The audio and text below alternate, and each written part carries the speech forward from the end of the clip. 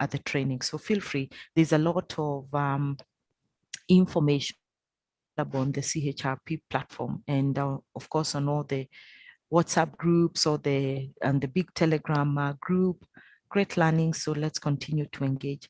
I keep on saying one of the things, it's not just about attending, and I keep saying that, attending the webinars, but how do we also bring us, build a strong community of practice as HR practitioners, even if you're not in HR, either in leadership or management, are you able to do that and influence, wow, nice word, influence positively in what you're doing, or mentor, coach others and stuff like that. So for the ones whom we have not met before, my name is Catherine Wamwangi, facilitator for today and tomorrow. I work very closely with ACHRP, so I'm one of the facilitators. And like I keep saying, anybody can facilitate if you enjoy preparing for it, researching, reading, and also just interacting with people. It's not hard. And then the other thing is also I'm an executive coach. I'm a certified coach. I coach at all levels. So that is something that I enjoy. I do coach individuals, but also at the same time at a corporate level. I've been in HR for a couple of years, and and I also lecture at the College of Human Resource. So if you meet me there, you might take a class in coaching, and you might find that I will be your coaching lecturer. So welcome, that's me. And I'm sure we have lots of people represented from various industries here. So I keep on saying that it's, we can say, well, maybe when you're answering a question, say I'm from the hospitality industry or from agriculture, so that people are more manufacturing, so that people needs to reach out, to you and say, well, I have this challenge, or I would like help here, and you're in this industry, then you're able to do that. Yeah, great. Okay, so let's continue. Topic for today, unmute yourself, say hello, your expectations when you looked at this topic, influencing people. Just unmute, say hello. What are you looking at really taking away from this seminar today? Just unmute, say hello, your expectations. When you hear influence, what do you think? Anyone? Anyone? Feel free to unmute.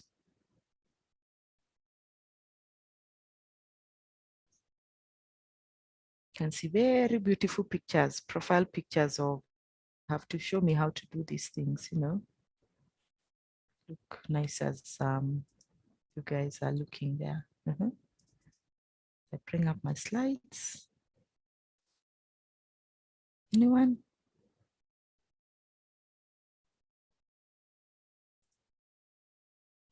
Just unmute, say hello. What is your expectation when you had building influence? How to influence? Well, what came to your mind? Why are you here? What would you like to learn? Any thoughts around that? Benjamin, Janet, Nancy, Grace, any thoughts around building influence?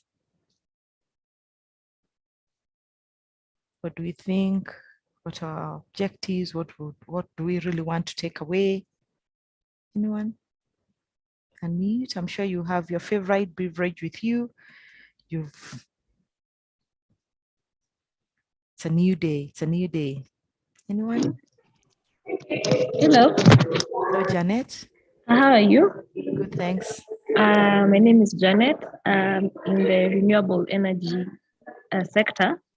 So for me, what I'd like to get from this training is basically to help in development and helping employees around the office to develop and actually get to their best character and also their best work, and just to maximize on their talents.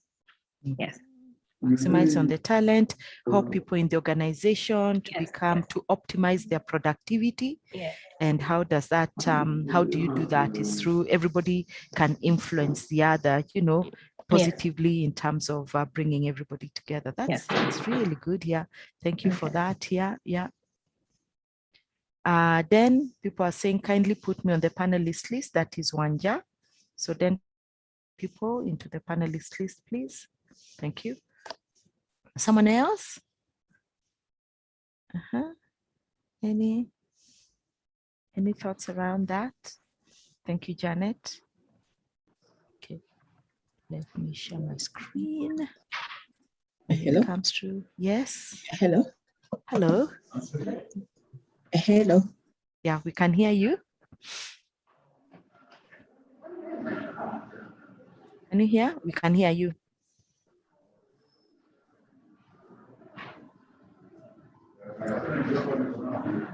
Hello, we can hear you.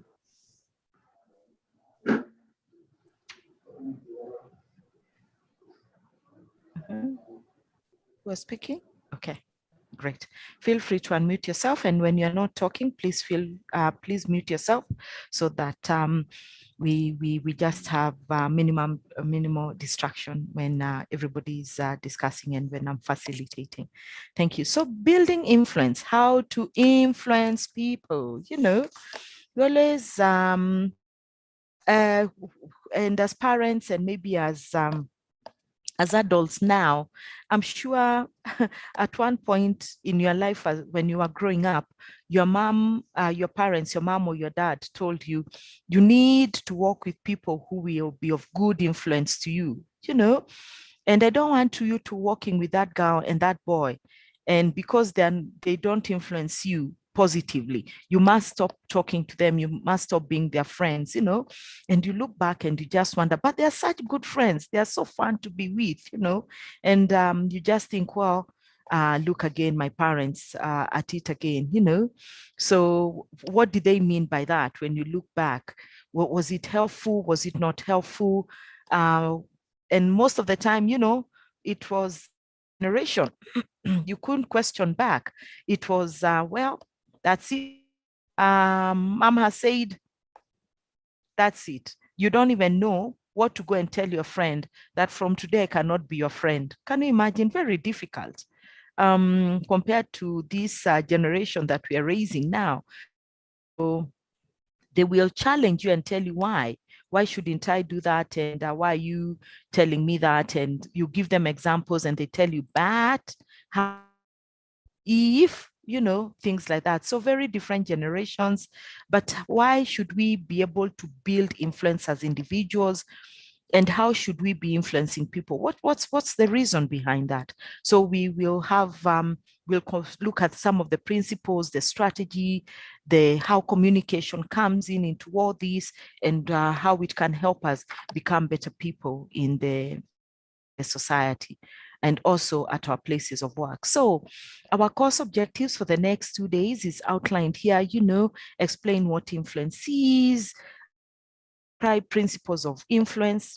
Apparently, yes, principles of influence. We've spoken about communication, listening in the area of communication, describe how to influence people, and relationship between self and influence. So as we go along, we can and also some of the articles maybe you have come across, and also books that you think are really ideal in this area of influence. Okay. So let's get on to the crux of it and look at the images below. What do you think? Who are these? Of course, the names are shown here on the, you can see my screen, everybody? I believe you can. Raise your hand or just unmute and say yes. Yeah. So there is Mahatma Gandhi, Adolf Hitler, Osha, Michael. So what do they have in common?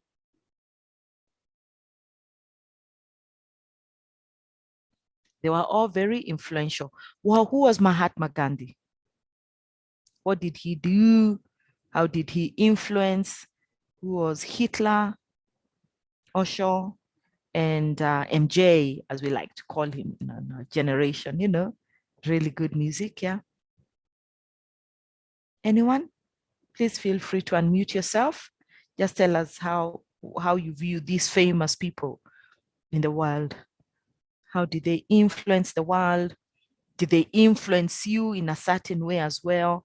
Even maybe if you didn't live there, if you didn't live in their generation, which we maybe just Michael Jackson, but in terms of really influencing us, and when we read history, what they did they influence you positively? Did they influence you negatively? What kind of feelings do you have about them? How do you remember them? All of them have passed away. So just a nice discussion around this. They were all famous and very highly influential in their respective fields. Anyone? Please feel free to unmute yourself. Hi, Catherine. Hi.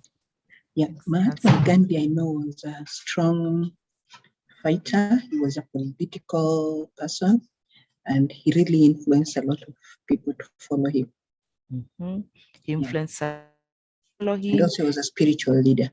Spiritual leader, yes, yeah, true. He influenced a lot of people to follow him.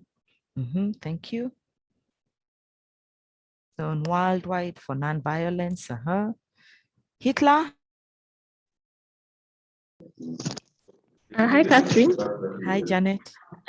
Hitler was a German dictator, right? Yeah, I think more of what I know is that he was a German dictator, and I don't think his reign was that good. His reign was not that good, but he still was very famous and highly influential. Yeah, because of what he did. He wanted to finish all the Jews in the world, and that took them to to Poland and other places where they were all put in camps, and they went through, oh my gosh, one book that you should, if you have not read, is Man's Purpose Living. You must go and buy that book today. Man's Purpose for Living. It's based on someone in the concentration camp, and it's a real deep meaning book. Yeah. So Man Search for Living or Life. I'll get it before the end. I have it in my library. I ask someone to bring it for me now. So that's a great book about Hitler. Very well written. Very. You can't just believe what was happening in that concentration camp. Yeah. Okay. MJ and Osho. Anyone who remembers them? Anyone?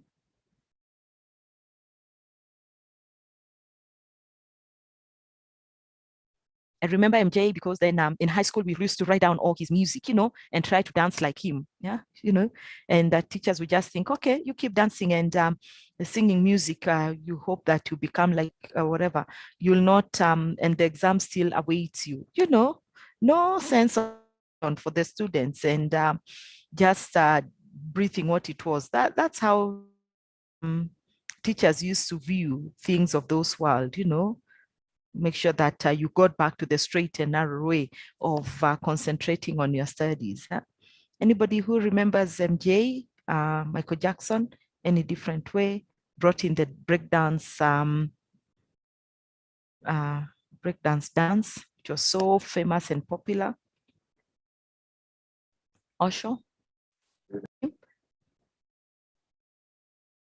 Someone was going to unmute themselves.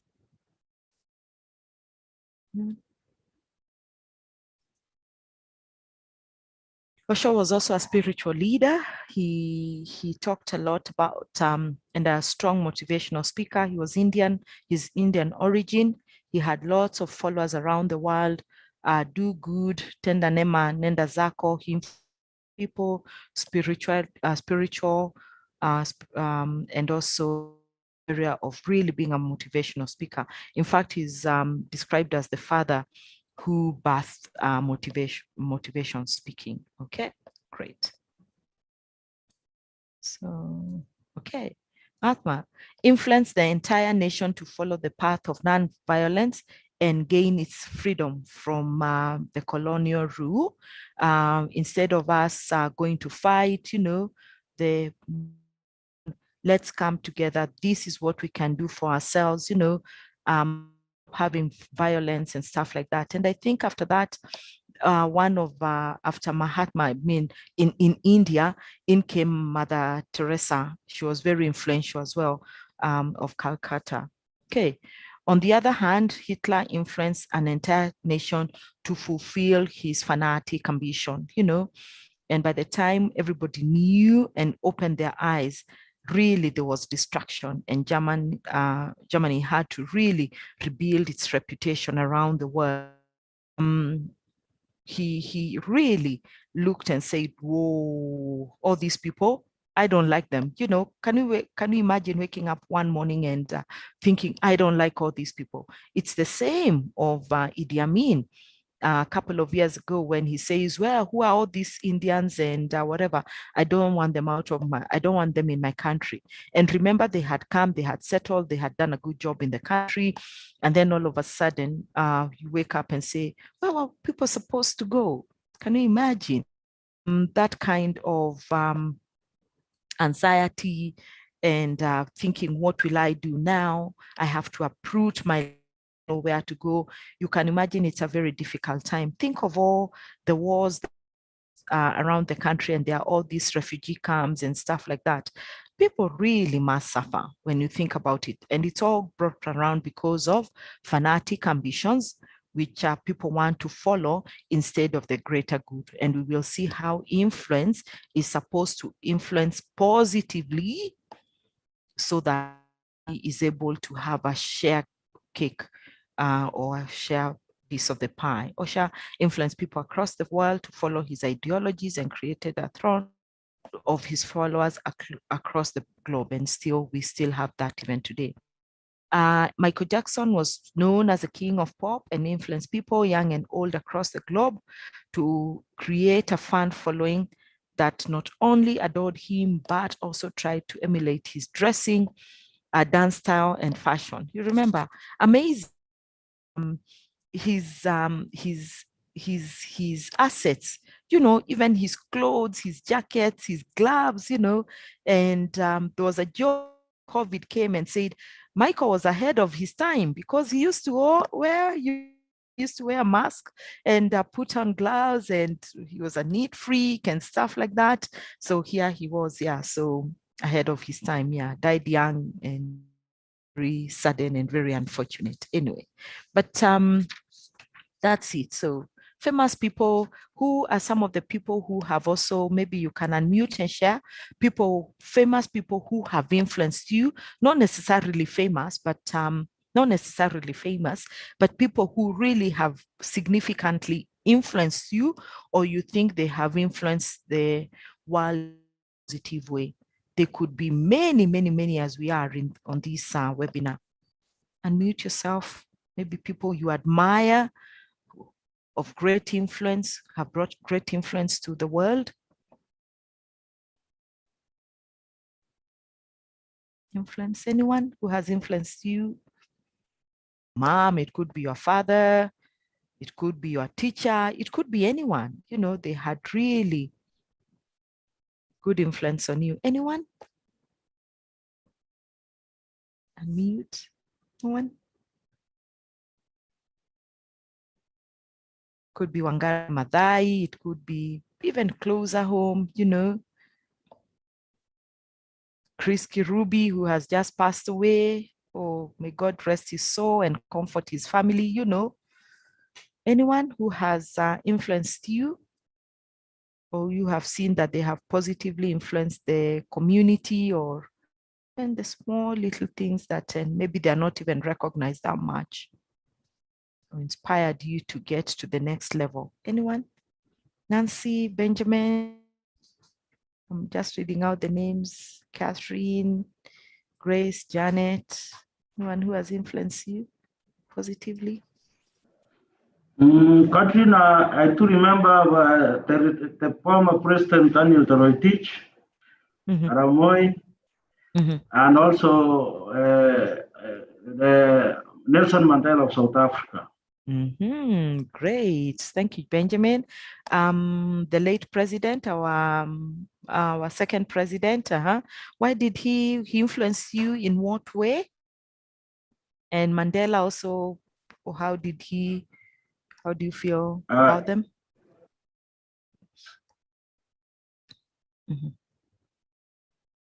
You're on mute.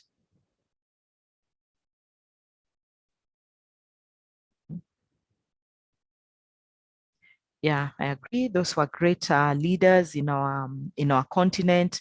Mandela, just for his resiliency, his commitment, 27 years in long road to freedom, coming out, really stepping up and leading his nation, especially in the area of reconciliation and healing. I think he was really a strong advocate. I mean, when you look at back, very selfless leader, he would have come and just decided, you know what, I'm going to in power and stuff like that. But no, he won the Nobel Prize for Peace, and truly well deserved, founding one of our former president, Moi. Well, he influenced many people, especially the younger generation. We grew up with the milk, going to school. He had peace within the region. We had a lot of peace in the country, and we just witnessed the fact as a people when elections held, when other political parties came in. So totally I agree in that. Anyone else? Influence more, not big names. Anybody who would say this is someone who has influenced me? Okay. Where is Mr. Den? Den, please put people to the participants. Thank you. So anyway, so what is influence? What is influence? What is influence? How can we describe influence? In your understanding, what is influence? Go on to see that. So you can see that having influence on people is one trace of becoming a leader and being successful in any field, whether it is politics, music, business, any area. Hence, it is important that you should know how to influence people. So let us learn how to influence people in detail. Okay. So in your understanding, just influence. When you think about the word influence, what comes to mind? What comes to mind? What comes to mind?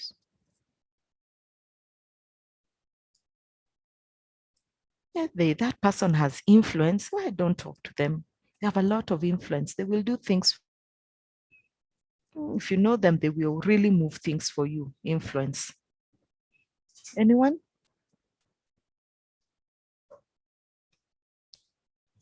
Right, so let's look. So what is influence? Influence is how to inspire others to take action. You can see some people in blue, those are the people, inspire others to take action. Influence measures what others do for you. This is what, and I'm not saying that it's only leaders who influence. We'll see that everybody has an opportunity to influence around their sphere of control and what they do, just like what was it Janet who said, I want to know how my people can become better at our place of work, making sure that their productivity is at the optimum, they're using their full potential, talents and competencies and the skills and the experience that they have to be able to continue delivering what they are supposed to deliver. Then we go and see influence is measured based on two metrics: ability to inspire action for allies, reach out generosity towards action, interaction with others. our key word today, and even when I was researching about influence and thinking, oh, this is a word we use loosely every day. We use influence a lot. It's just like the way we overuse the word, oh, I'm so stressed out. What do I do now? And then you say, oh, take a chill pill, count until 10 and breathe in and breathe out. We use that word stressed out very loosely, just, our conversations and stuff like that. We also use the word influence. You must have influence on them to be able to deliver. So we use that term. And I just found out that it's a Latin word, which means flowing in, flowing in. The capacity to have an effect on character, development, or behavior of someone or something, or effect itself, ability to effect, have an effect on someone else. And it's, when I was thinking about it, I just thought also, your ability to influence others can empower people's development, accelerate results, and ultimately ensure an easier working environment. Understanding yourself, effect or impact you have on others. So even when you have this influence and taking people to the next step, sure that you're empowering them and they're doing what needs to be done, one of the things that you look into is the ability to know yourself. Self-aware, emotional intelligence comes into play, so that the way you impact others and the impact you have on others, your own impact and the impact on others. You may try to exert your influence through cohesion sometimes and through manipulation. Sometimes you can force others to follow you, like Hitler. And manipulation, managing very skillfully, fair manner. I'd like us to stop there and think, at the workplace, what kind of influence do we have? Aim to have, of course, the thing is to always to aim is to have positive influence. Times during those discussions, and when we are starting to unpack what kind of community we have and what kind of business we are doing, there could be some influence through manipulation. Do we feel that that is the case, yes or no? Anyone? Cohesion, yeah. Yeah, fantastic. Thank you. I'm just reading the chats now. MJ was very influential to the point that people who attended his concert say he had such a presence like God. Yeah, it's true, isn't it? A small little G. Yeah. Oh, yeah. His dance moves. Yeah. Great. A great leader in your mom, your dad, your grandparents. I agree, through her fight against period poverty and gender-based violence. Yeah, just people really doing great work in very need places. So thank you for those chats. Please keep them coming. Manipulation.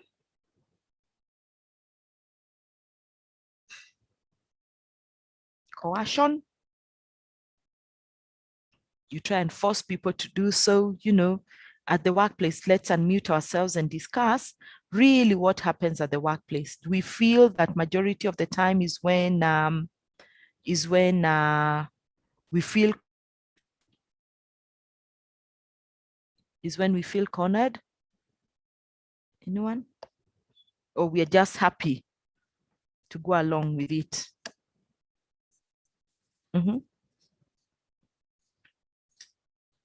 Is there any manipulation around that? Measured based on two metrics: ability to inspire action, following, likes, allies, outreach, generosity, reward, actions, interaction with others, and that's what you want at the workplace.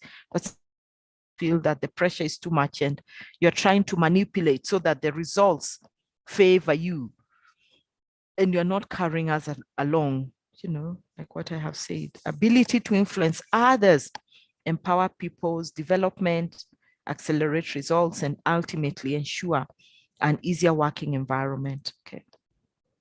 So why should we influence people? What is the reason as to why we should influence people? Some of them, anyone can unmute and read them, and then we can discuss them. Why influence people? Free to unmute yourself and read, please.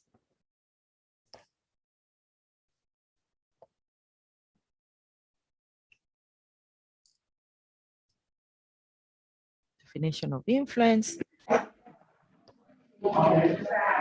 Catherine, let me read. Thank you, Benjamin. Appreciate. Why influence people? Influencing people can be beneficial to you in several ways, such as one, it helps to deal with people so that they feel important and appreciated. It helps to handle people without making them feel manipulated. It helps to make someone want to do what you want them to do, the one you want them to do. It helps in arousing a want to follow you and your instructions in others. It will help you to learn how to make people like you. It can help you to win people over to your way of thinking. It helps to change people without causing offense or arousing resentment. Exactly. Very good summary of why influence people. Talking about influence people at the workplace and at our various places that we have the opportunity to lead and to show the way. You know, you could be a leader because of your function. You know, you're an expert in HR. You might not have a team, but you have a functionality, a function to lead, and making sure that the way you interact with is really drawing people to you so that you can see the results that are required.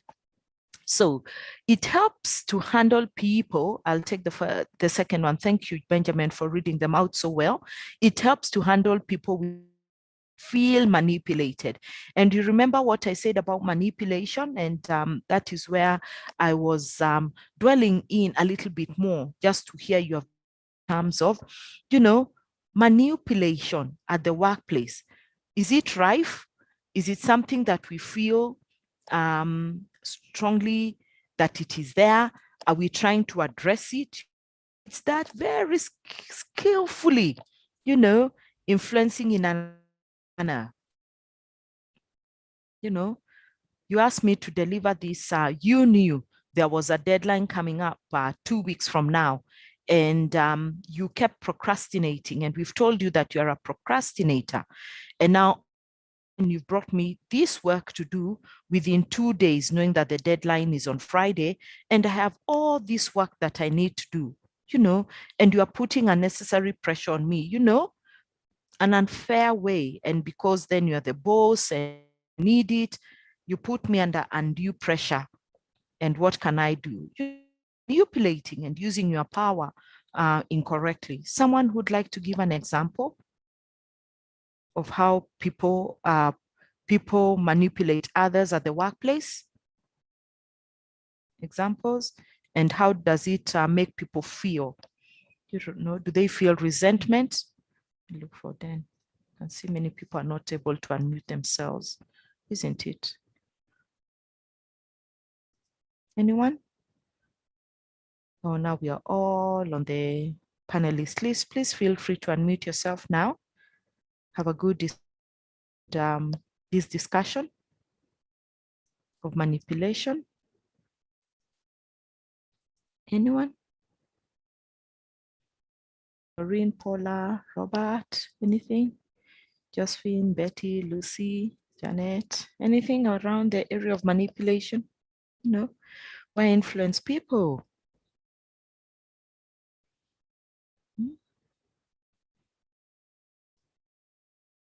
And when we look at the area of manipulation, coercion, and forcing people to do things that they really don't like, what results? And why does it come about? Anyone? How does it come about? How does it make people feel? Is it more of the norm, or people are trying or are trying not to, deliberately making sure that they do understand and they do not get themselves to that point? what happens at the workplace? You can influence people, and the benefits of influencing people. Important, manipulated. I think one of the things that really drives people to manipulate others in an and people feeling that it's unfair. Some is an attribution of the culture, the performance nature of the organization, how people were brought into the organization. They could be having some godfathers, as we call it. The other thing is that just lack of respect and misuse of raw power, just because I'm the one. And sometimes the manipulation is not just from the management team. It can also come from the very junior people because of the kind of power that they use. Oh, my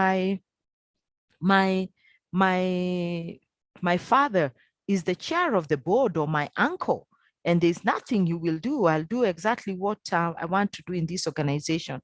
So I keep on saying, even if you are brought in by someone, and why don't you just come and accommodate the culture that is there? Do what is right in that organization instead of antagonizing the system, so that people don't even talk so much about fizzle out, you fizzle out who brought you, and you form your own brand. I was brought in and whatever. And as HR people, are we also able to come and say, I don't have a vacancy. You're telling me to employ Catherine as a HR assistant, but I don't have a vacancy in this department. Mweke tu huko, mtafind, mpatie anze na filing. Sooner than later, you will find that whatever. And then you blot your wage bill, and then you continue like that, and you start off feeling very demotivated, and you look at Catherine and you wonder, okay, fine, what do we do now? Everybody there causes a lot of resentment. But when we have looked at our environment and our strategy, our culture, our ability to collaborate, all of us together, and collaboration means that we are having open communication with feedback, then we are not easily manipulated, and people do not want to manipulate others. That leads to resentment. Anyone who would like to add anything there with examples from the workplace? Anyone? No?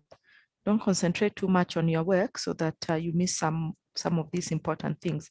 Influence and success. Influence, look at that. Yes. Sorry. I had a comment. I was just chatting and saying, some employees are so good at what they do, to the point where they probably have been in the organization for so long, so they understand the history and, even the nitty gritties. So they get to a point where they feel indispensable and can actually get away with any bad behavior or anything they do. Yeah, that's very true. Some people have been there for such a time.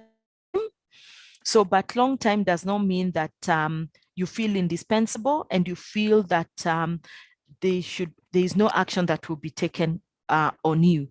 And unfortunately, it does happen. And there are many organizations that where we say, oh my gosh, she's been here for 40 years and she knows everything about the organization.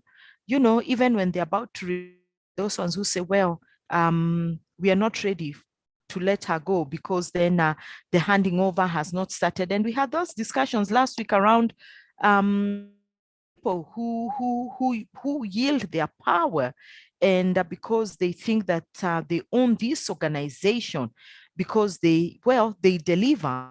Also, how do you deliver? You need to deliver positively to influence, to be able to follow you.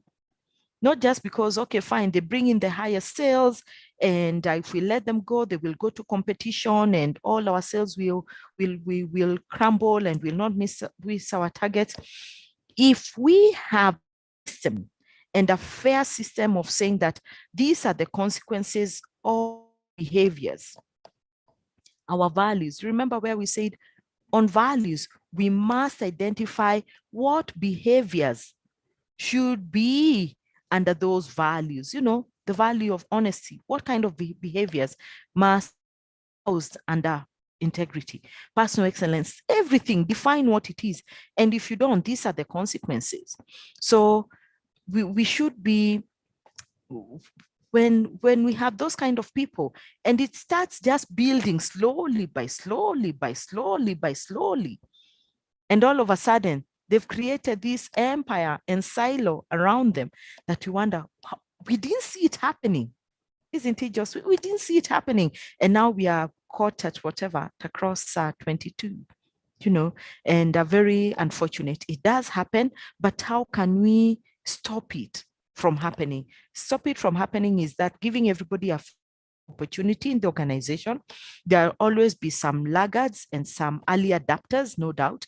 The early adapters always move with it and the laggards always follow. We know that in organizations, but these early adapters, we should be able at them with bigger lenses. Yes, do what it needs. You are the people who maybe bring the top revenue in the organization, but we are watching you also closely with other people, you know, give them 5 people to mentor, you know, push them further so that they do not think that they are on their own. Okay, great.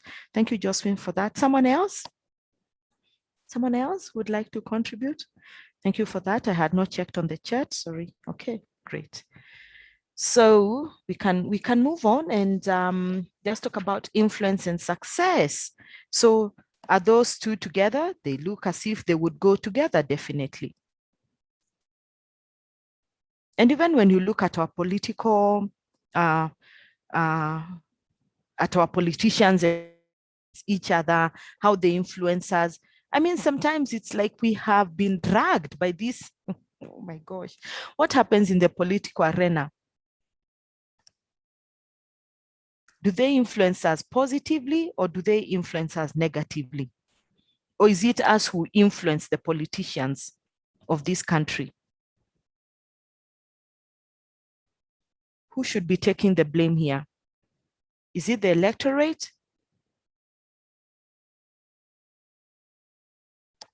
Or is it the other way around? There are so few, yes, they dominate us like nothing that we have ever seen or imagined. Who influences us? Do we influence them or do they influence us, in your opinion? And do they manipulate us? Anyone? Hi, Catherine. Hi. I believe we can blame the electorates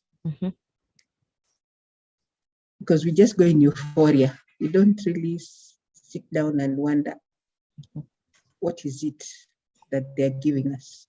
We don't make decisions. We just go in euphoria and follow them. Exactly. Yeah. They're more of crowd pullers, you know, euphoria. It's falling like this, we all fall, you know, we fall like this, we all fall on this side. Yeah. So the influencers, they read our minds and they just craft around. They must be very, I mean, I don't know. They are so clever in their ways, but in terms of delivering what is their core manifesto, they sometimes fail miserably, very, very miserably. Of really doing what is expected of them, service delivery to the people. Okay, someone else? Our political class, in your opinion? So we go with euphoria. Anyone else think that what they do? Yeah. So anyway, we are in a good show next year when they start their campaigns and noise, call it all noise around us and convincing us to go and vote for them. So let's not, let's make better decisions as the electorate. Okay, that's the same thing, make better decisions at the workplace, you know, and everybody is here to deliver what needs to be done. I think once we really understand that, then it makes it very easy for us to be able to to follow through and do what is expected of us. Okay, so influence and success, we will look at that very one of the key traits of a successful person in professional as well as in the personal front is one who can influence people. Influencing people help us to lead the people to your way of thinking and helps to prevent unnecessary conflicts and resentments. There's a very strong linear relationship between success and influence, success, influence. Success, and how do we, what's our definition of success, guys? How do you define success? What's success to you?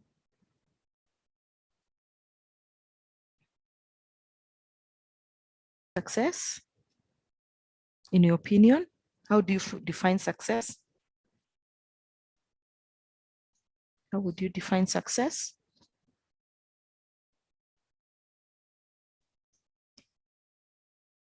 Having a lot of money, a lot of influence, but we see success and whatever, there's a linear relationship,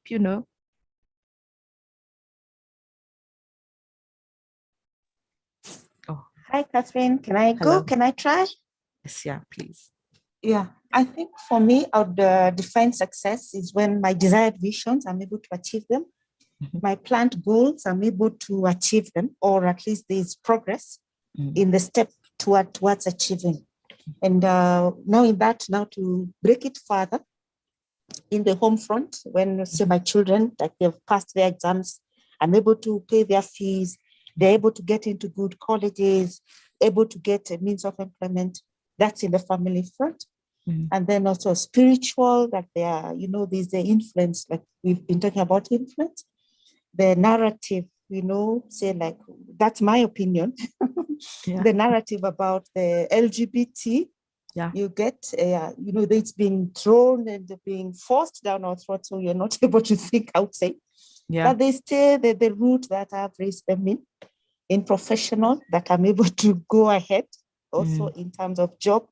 I think it's a bit wide. It's wide, but that's for me what I would define as success. It's true. Yeah. And my parents would say that I've looked after them, I'm there for them.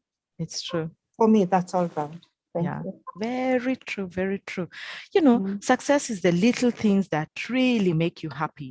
Looking back and think, oh, I've accomplished that. Me, myself and I, I have gone out of my comfort zone. I have sacrificed to be where I am, in terms of achieving my personal goals in life, and to my family and to the society. I don't have to have a famous name. I think that's the most important thing. But within your sphere of influence, people can say, if it was not for you, do you have one person actually that has ever come back to you and say, if for you, I would not be where I am today? And it doesn't mean that either you pay their school fees, or you mentored them, or you pointed out to an opportunity, or you told them, no, don't do it. It's I've tried and tested it and it does not work, or you just even didn't know. You were just maybe giving a pep talk and someone really was drawn into it, and they changed their life, and maybe they called you later. You can't even remember. You just thought, oh my gosh, is that even anything? So success is there's no real, everybody's definition of success is very different. Some people want to yield power and wealth. Some people want to make sure that their plans have been actualized and they have worked towards it. Some people want to make sure that they can leave a big mark in terms of the younger generation. They can come and follow them and inputs on those footprints and make them deeper and more rooted, So it's all different. My career is moving in the right direction. I'm healthy, So success is really actually being very self-aware of who you are as a whole human being, and saying, how am I dealing at my emotional front? Do I feel that I am grounded enough? My physical, my financial, my my whole being is really looked after, and I know here the way I'm feeling, it's not good. I need to do something about it, and having a plan for it, following through the plan, and making sure that you're able to see it through. So success, different people, you know, and people will just think, but those are just very common things. Everybody's expected to do that. You know, you work hard and achieve, but we cannot validate people's success. And we just think, well, success must be grand, you know, just picking someone from where they are and making them successful, and wanting the best for the think that's the ultimate goal of successful.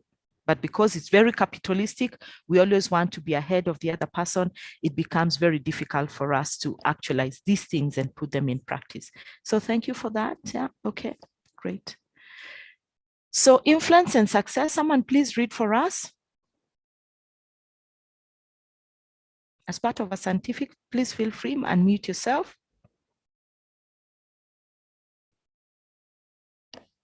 One and two. Influence and success.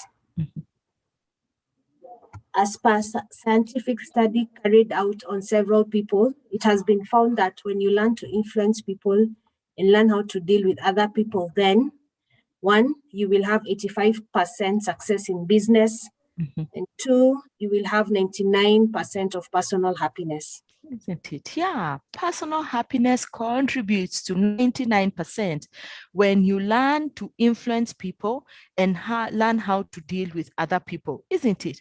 You are almost guaranteed of 100% happiness, and you'll be almost 85% success in business. I was listening to some to radio this morning, and they were paying tribute to the late Kirubi. And one of the things he said, so how it was about how he started the FM Capital Station. And then he said that, you know what, I bought so much space for advertising. Every day when I looked, when I looked at my balance sheet at the end of the end of the month or whenever, the cost of buying space to advertise my goods was mind-boggling. So I decided, why don't I own this and whatever? And that's how he actually managed to station. He saw a need and just said, you know what, this expense, I'm going to take it and I'm going to run with it. And of course, he formed a very stable station. And then he was also asked, you know, so how is that? So how do you have a passion for radio? He said, no, the passion was built when I got along. And when I could ask people to use this product like this, the station said, no, you can't. People will take offense and people will not like it. And he's thought, oh, okay. But in my station, the best way I know how, you know, 85% when you learn to influence people and how to lead, to deal with other people, really 85% of success in business and 99% personal happiness. And one of the things that is so well sought after in this world is happiness. You know, everybody says, oh, be happy. When you're happy, you function better, you're a better person, you don't come with negative energy. You know, we want just positive vibe and stuff like that. Even young children who are 6 years, I hear them talking about positive vibes. I'm just like, what did you just say? What do you know about positive vibes and stuff like that? So, okay, so let's talk about what is ego? What is ego? Leave your ego at the door as you come to. Don't we have that all the time? Leave your ego. They've got such a big ego. I don't even know how we can deal with her. Anyone? Anyone? Ego? What is ego? Ego and influence. Ego plays a big role in how you will influence people. correlation between influence and success, and how you will go becoming successful in what you aim to achieve when you have already influenced people. Anyone? Ego? Okay, let's look at ego. What is ego? There's the ego and the id. You can look at the id later. Someone, ego. Got a big bloated ego. Our politicians have a big ego. Then we want to deflate it. We'll deflate it at when they find us at the debe, we will deflate their ego. Don't we like to tell them? Then we find ourselves having been manipulated by them. Someone read what ego is. Understanding the human ego. Understanding the human ego is crucial when you want to learn to build influence and handle people. According to Edward Bock, what the world calls ego and concept is really a divine spark planted in man, and that only those who have lighted the divine spark within them ever accomplish great things. Every human being is a special individual personality, and the most powerful drive in any person is to defend his human dignity and demand respect. Ego is more powerful than armies and prison camps. Every effort that has been made to deprive individuals of this worth has failed. Exactly, like that book, Man Search for Meaning. In fact, that's the word. That's the title of the book, Man Search for Meaning. Ego. This, when you have your ego and you really understand what it is, it will really cause you to weather those circumstances that you are in. You will be able to make sure that you are moving in that is propelling you to move. This is what I really want to achieve. I really want to achieve this because it is important to me. And of course, some people, it's important to me so that some people can see that I'm able to achieve it. That's bad end product of what you're trying to achieve. But when you come back, every human being is a special individual personality. Very special. By the way, from the CEO to the janitor of the organization, and the most powerful drive in anybody, in any, defend his human dignity and demand respect. Don't you see? Don't you see what happened to who pinched the other person's nose a couple of years ago? Who pinched whose nose? And what were the end products of that pinching of the nose? What happened? I think it was Baraza. Someone Baraza. Yeah. You said the security lady. Yeah. Was sacked. Yeah. So do you think her ego took over her in terms of, do you know who I am?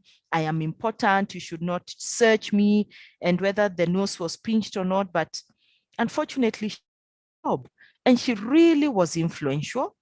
I think we were very happy that she was the first. Was she the first deputy, female deputy chief justice in this country? Very well respected in her area and in her career. And then all of a sudden, just one little thing that really she says, well, it was regrettable. And well, it's never really come out whether she admitted it or not. But anyway, she lost her job. And of course, what Kerubo was demanding was dignity and respect. Even if I am the one at the door, I'm the security person, able to respect me as an individual, then respect my work. I think that's the most important thing, you know. And people say it's so wrong, because we've even changed that narrative of saying, kama utaniheshimu basi heshimu kazi yangu. No. The first thing is, I am here because I'm qualified and I demand respect, and I'm human being, so you should treat me with dignity. I deserve.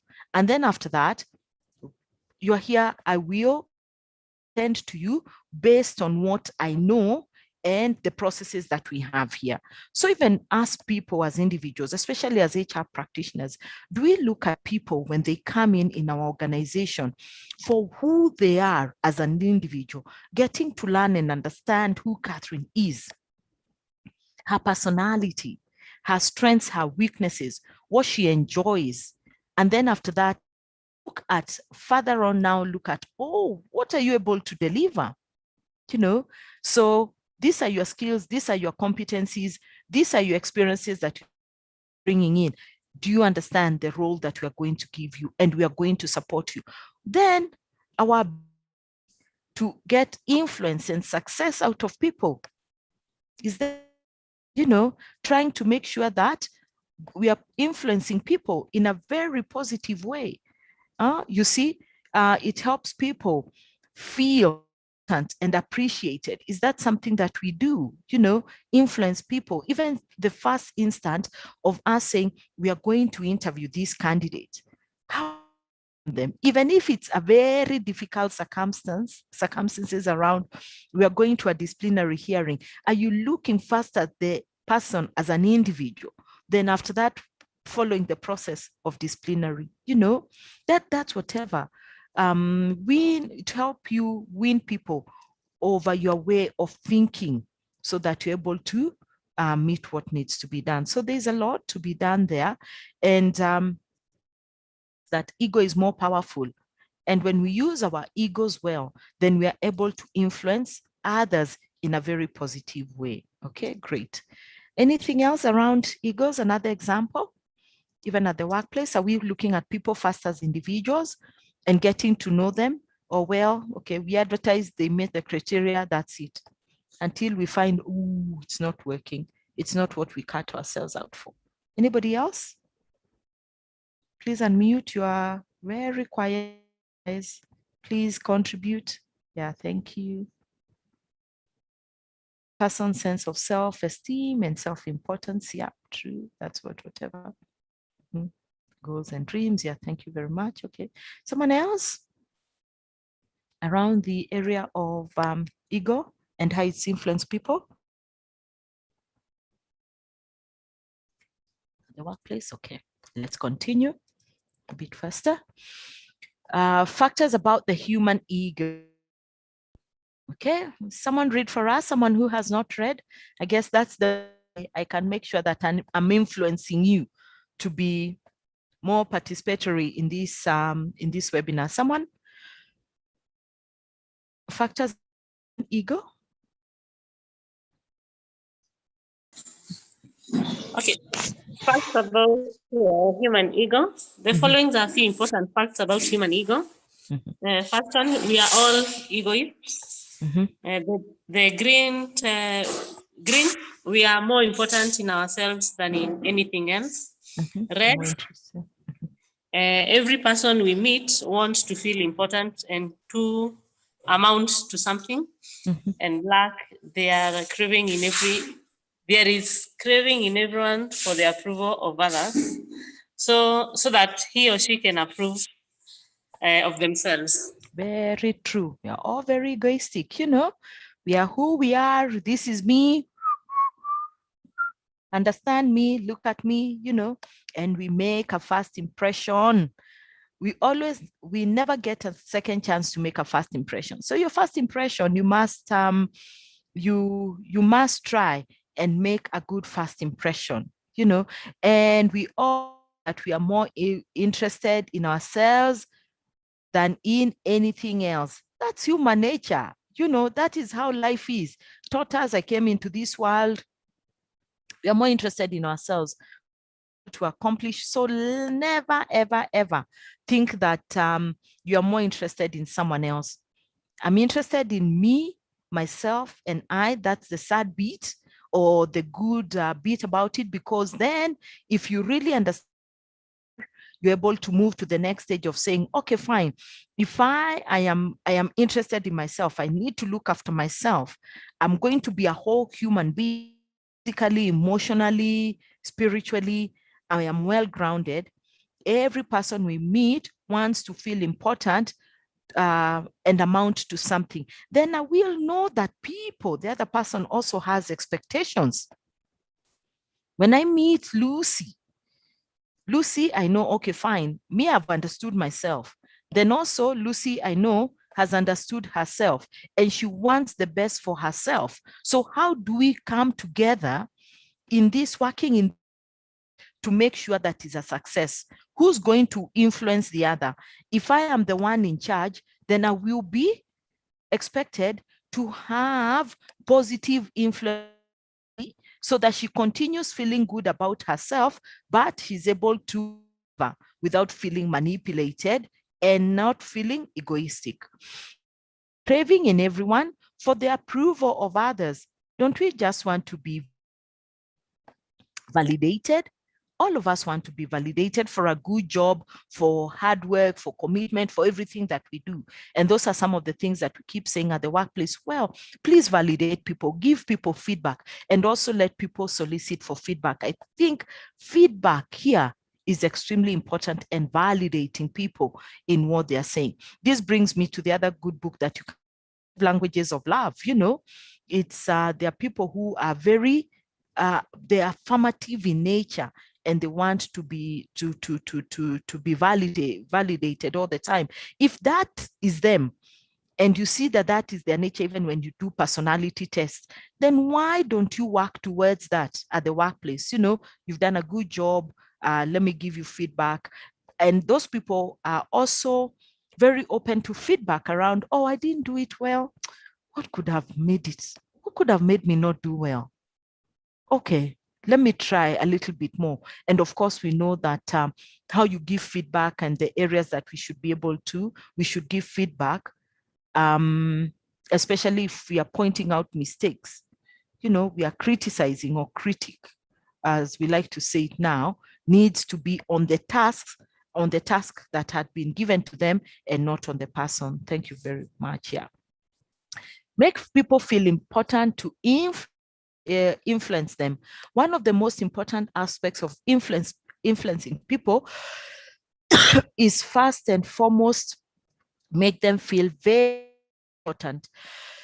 You should remember that everyone has a point of view, they have an opinion and an ego in them. The quick way to improve our dealings with people is to begin by giving importance to the other person, his feelings and opinions, etc. You know, improving our relationship, our dealings, how we are going to engage with each other, is giving them importance. Begin by giving importance to the other person. Just look at the other person as the most important thing. And right now, this is the one thing that will make me successful in how we are out this, whatever. So even in coaching, one of the things that we really try to do is build a rapport. The first time I'm meeting someone, building a rapport, making them feel important, even before we get to what will we be talking about? What brings you here? What is important to you? How do you want to reach your potential?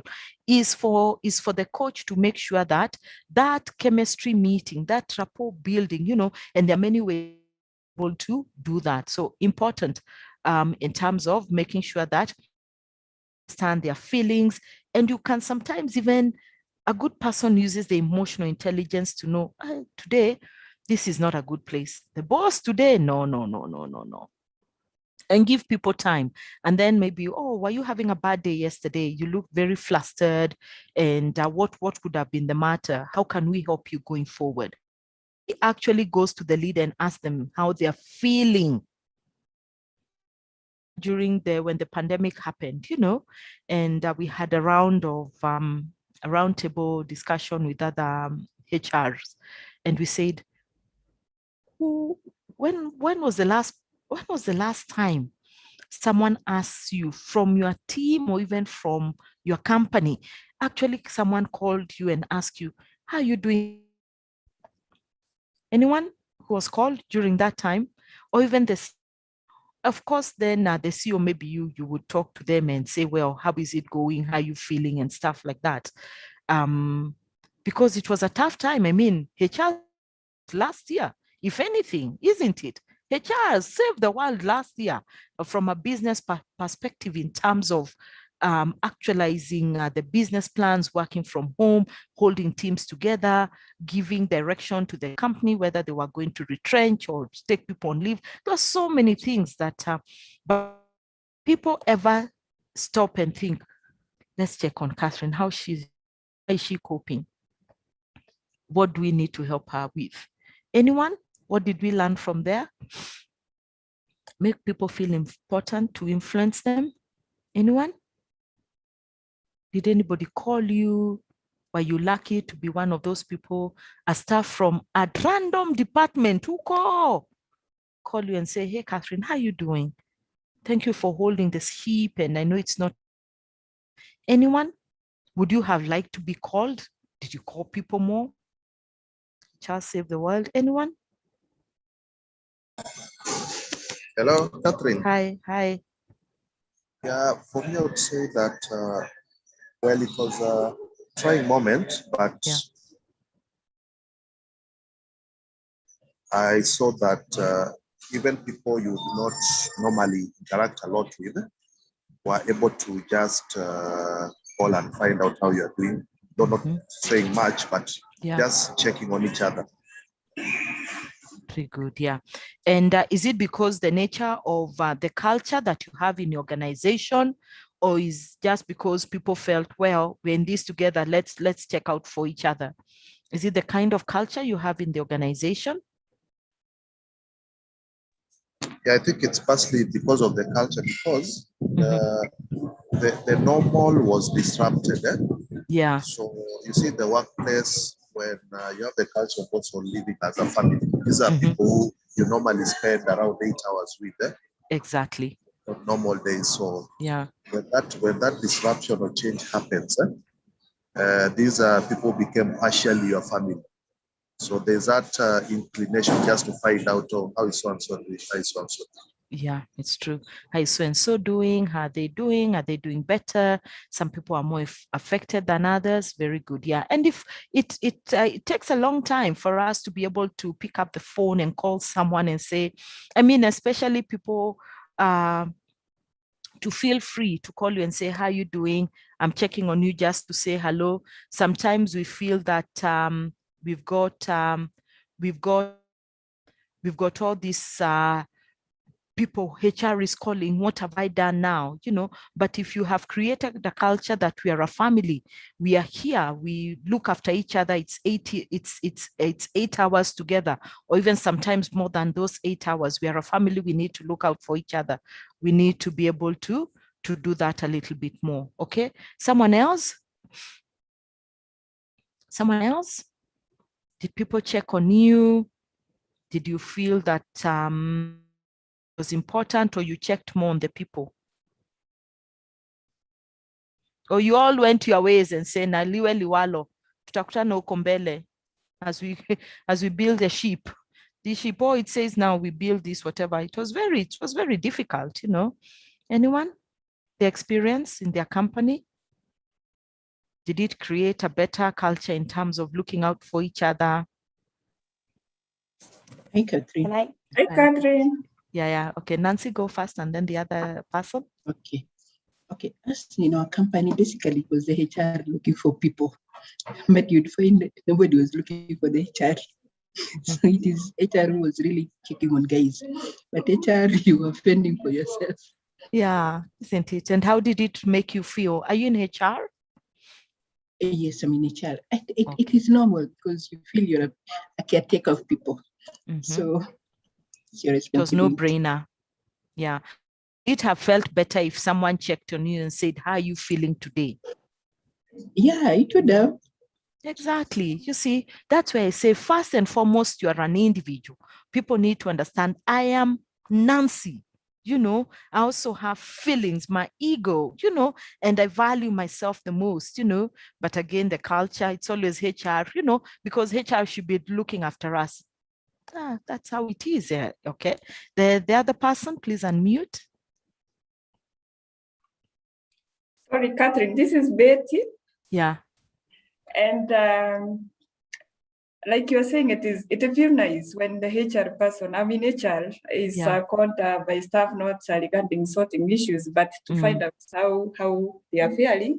And for us, what we did as an organization when COVID hit and people started working from home, okay, I'm in that team, and I would say I'm the team leader also. We subdivided the staffs into groups, and we said, you, Nancy, take care of 5, and every time we are meeting, give us the feedback. How was it? How are people faring on? Do they need to be supported emotionally? And it has really worked very well for us. Fantastic. And why I was even laughing is last week, an expatriate staff called me, but he's not in the country, and he was like, I was just checking how you are, because I was waiting for that huge complaint or something to be sorted out, but he was like, I'm checking how you are. So it really feel nice. Yes, it does. It does.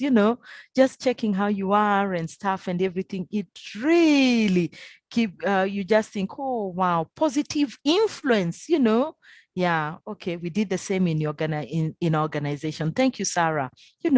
Grouping people, checking of people. We said that last year, the one thing that really, the currency that we used the most was the currency of empathy, and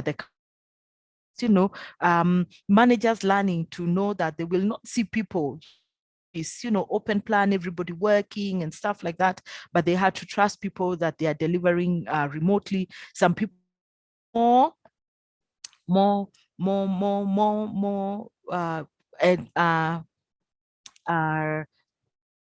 technologies and to see whether people are meeting, stuff like that.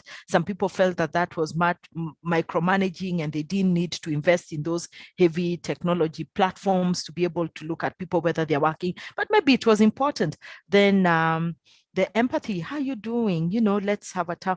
There's never a time that the CEO was seen compared to last year all over the world, those town hall meetings. Okay, let's do it. The first week was when I look at CEOs and when I talk to them, they say, we used to have this every week. Then Catherine, fortunately, then after that, monthly. And then we settled, we got the groove back, and we felt that once a month was more appropriate. So it was a good time to redo factory setting and say, who influenced people more? Did you also take the opportunity of putting out champions and say, good influence on people? Why don't they be the ones to be able to people and give feedback? They are more, they endear themselves a little bit more on people. So there were many ways for us to have been able to make sure that we continue influencing positively and empowering teams. Okay. Okay. Way other people feel important. What are some of the ways? What did Maya Angelou say? The very famous saying of Maya, people will forget. Maya Angelou, the famous poet, influenced very well. Sorry, Catherine, people forget what you said, but people will never forget how you made them feel. Something close to that. Yes, yeah. People will forget what you said, what you did for them, and what you did for them, but they will never forget how you made them feel. How you made them feel. So when you're interacting with people one-on-one, influencing people. So various ways in which you can make a person feel important. Think that the other people are important. Notice people. Don't compete with people. Know when to correct others. Very basic mantras of what it is all about at the workplace. However, it actually now just, within the ego, me, myself, and I. But when we understand it is okay, because it is me and I need to look after myself, and being a whole person, and also looking at the other person, and they have also understood themselves. So when we get here, we know that the other person is already thinking that they're important. And the other person is already thinking, these people think that They are important. So there is no clash of the mind. You know, all of us are important. Notice people, you know, when people are doing a good job, you know, notice them, give them the compliment, tell them to continue. Don't compete with people. What does this mean? We like to do, we are always in competition mode at our place of work, the society, even sometimes at family level. Very unfortunate. But we are saying, don't compete with people. Stay on your lane. Is competition bad? What does it mean? Don't compete with people?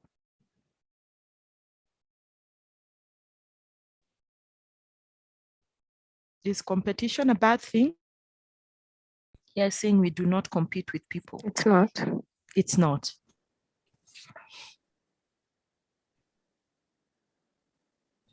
It's not.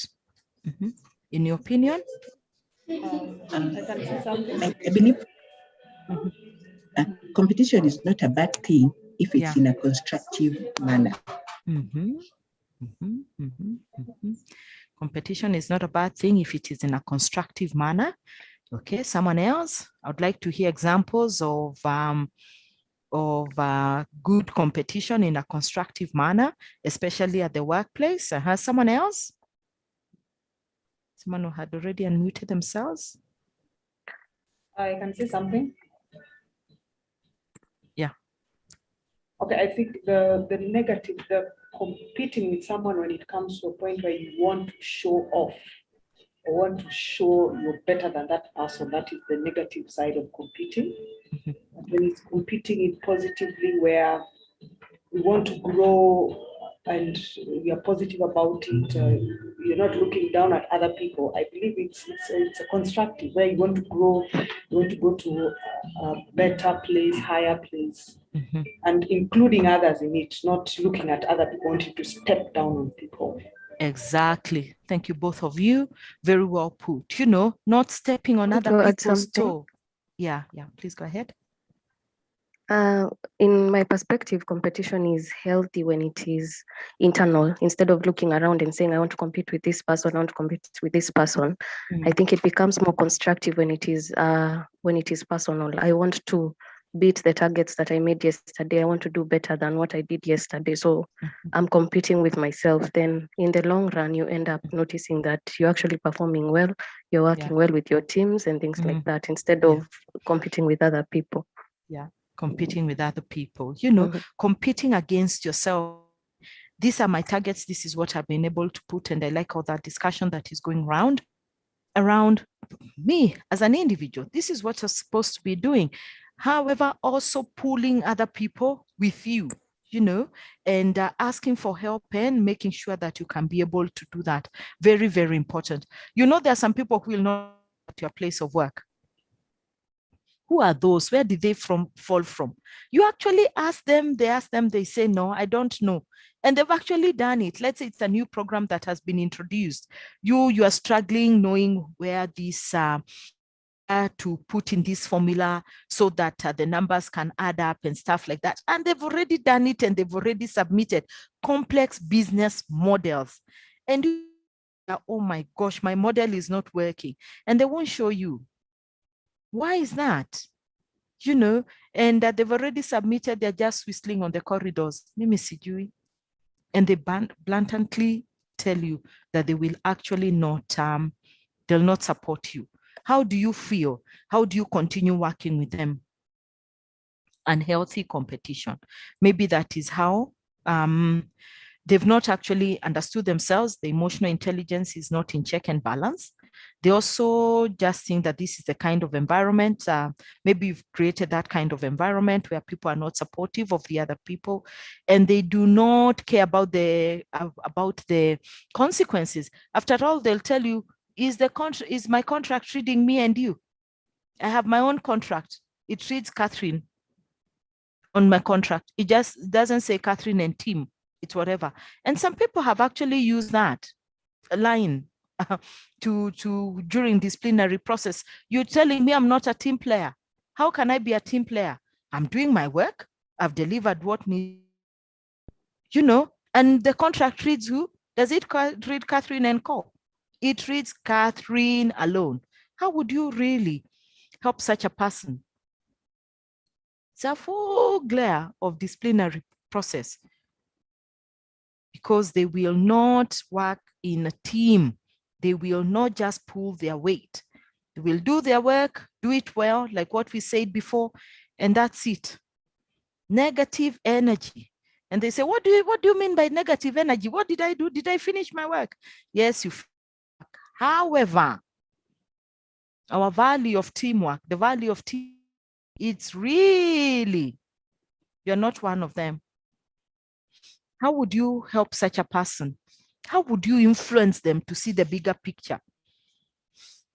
Because those ones are competing against other people, not for themselves and not pushing. How would you correct such a situation?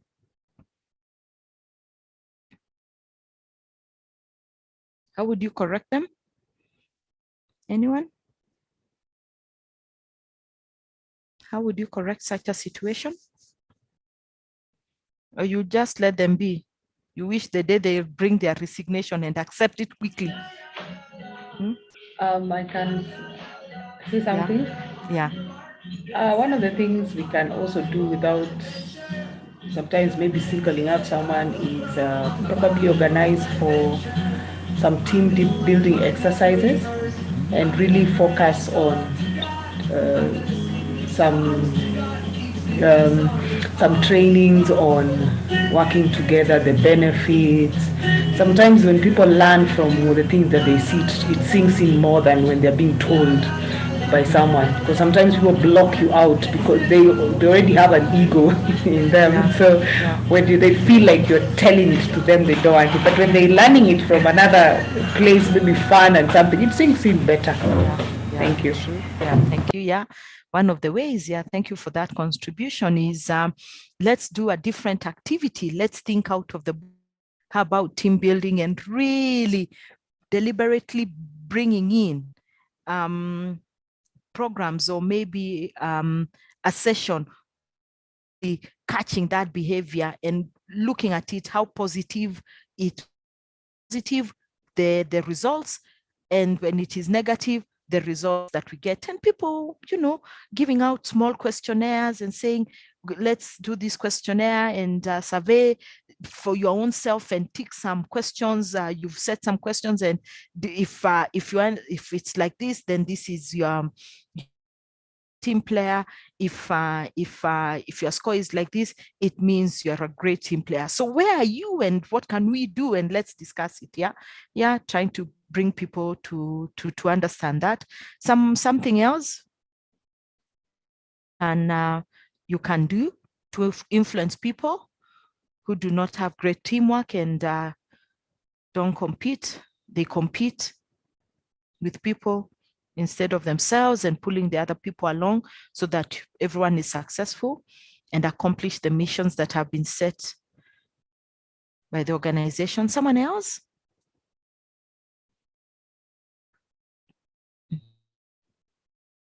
Anyone else? Or we'll just fire them.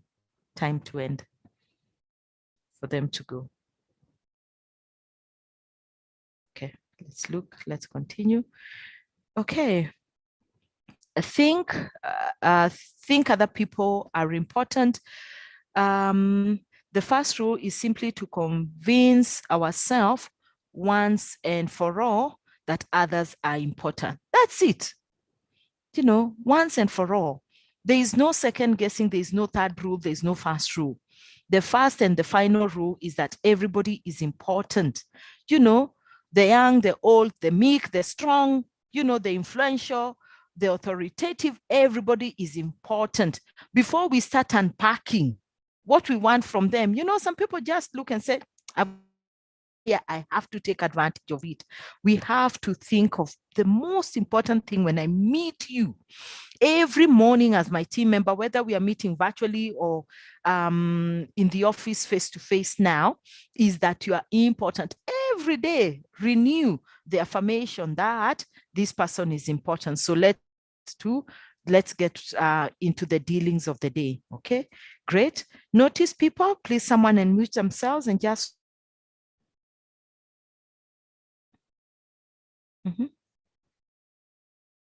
just as it is. Notice people. Notice people. We should notice each other. We should notice each and every person. When we notice someone, they feel the importance is being recognized and their morale is boosted. You'd like to add something there, Catherine? I think every one of us wants to be noticed for who they are and not to be shadowed by other people. So for me, I think the first point of noticing someone is by knowing their name and pronouncing it correctly. I have witnessed people who have pronounced someone else's name wrongly, and of course that one kills their morale. Even the having that first recognition meeting with them just fails from the onset. So I think in the noticing of people, for me, names are quite important. And if we could start from there, then we get to know the person better, the better for all of us. Then we start creating influence on them. Very true. Noticing people, having a firm handshake, looking at them in the eye, genuinely interested in them, not just, going over that basic introduction. My name is Catherine, and I'm here to this is my brief for the day, and then just getting to know, oh, okay, so break the ice. How is the weather? How was the traffic? What interests you, some hobbies. Then you discover, oh, we love to read books. Oh, which book are you reading? Do you belong to a book club? Notice people for who they are, genuinely compliment them. You've got a nice pair of shoes, wow, it looks good on you, stuff like that. Really small little things that really makes you whatever, without intruding into their personal space. We must also be very, very cognizant of not intruding into other people's space, because they all of a sudden they say, into my space, sexual harassment and stuff like that, and you don't want to get there. So noticing people. Thank you, Catherine, for that. Anybody else would like to add anything there? Malim. Yeah. I want to say something. Yeah. Yes, then. Okay, noticing people does not equate to. We lost you.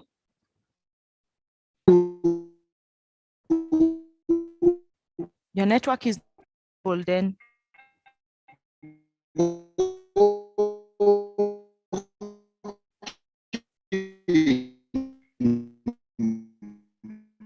Your network is so poor. We didn't hear you. Noticing people does not equate to. Someone interrupted what I was saying. Yeah.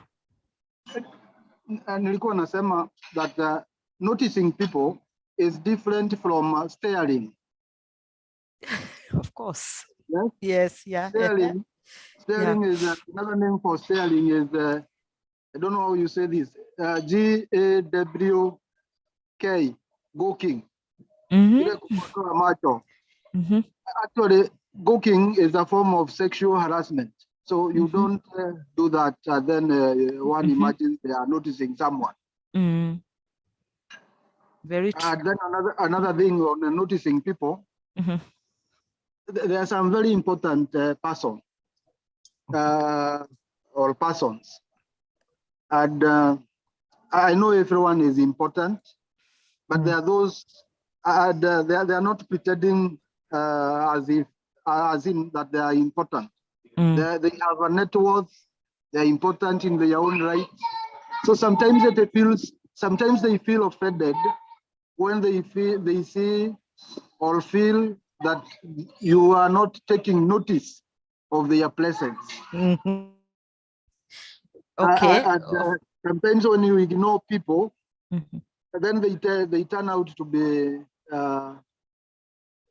some important people. It can get you into some problems. That's what I think.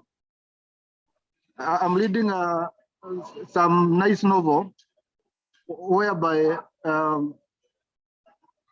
people fail to notice a very important person. By the time they get to know this, they've already mistreated the person.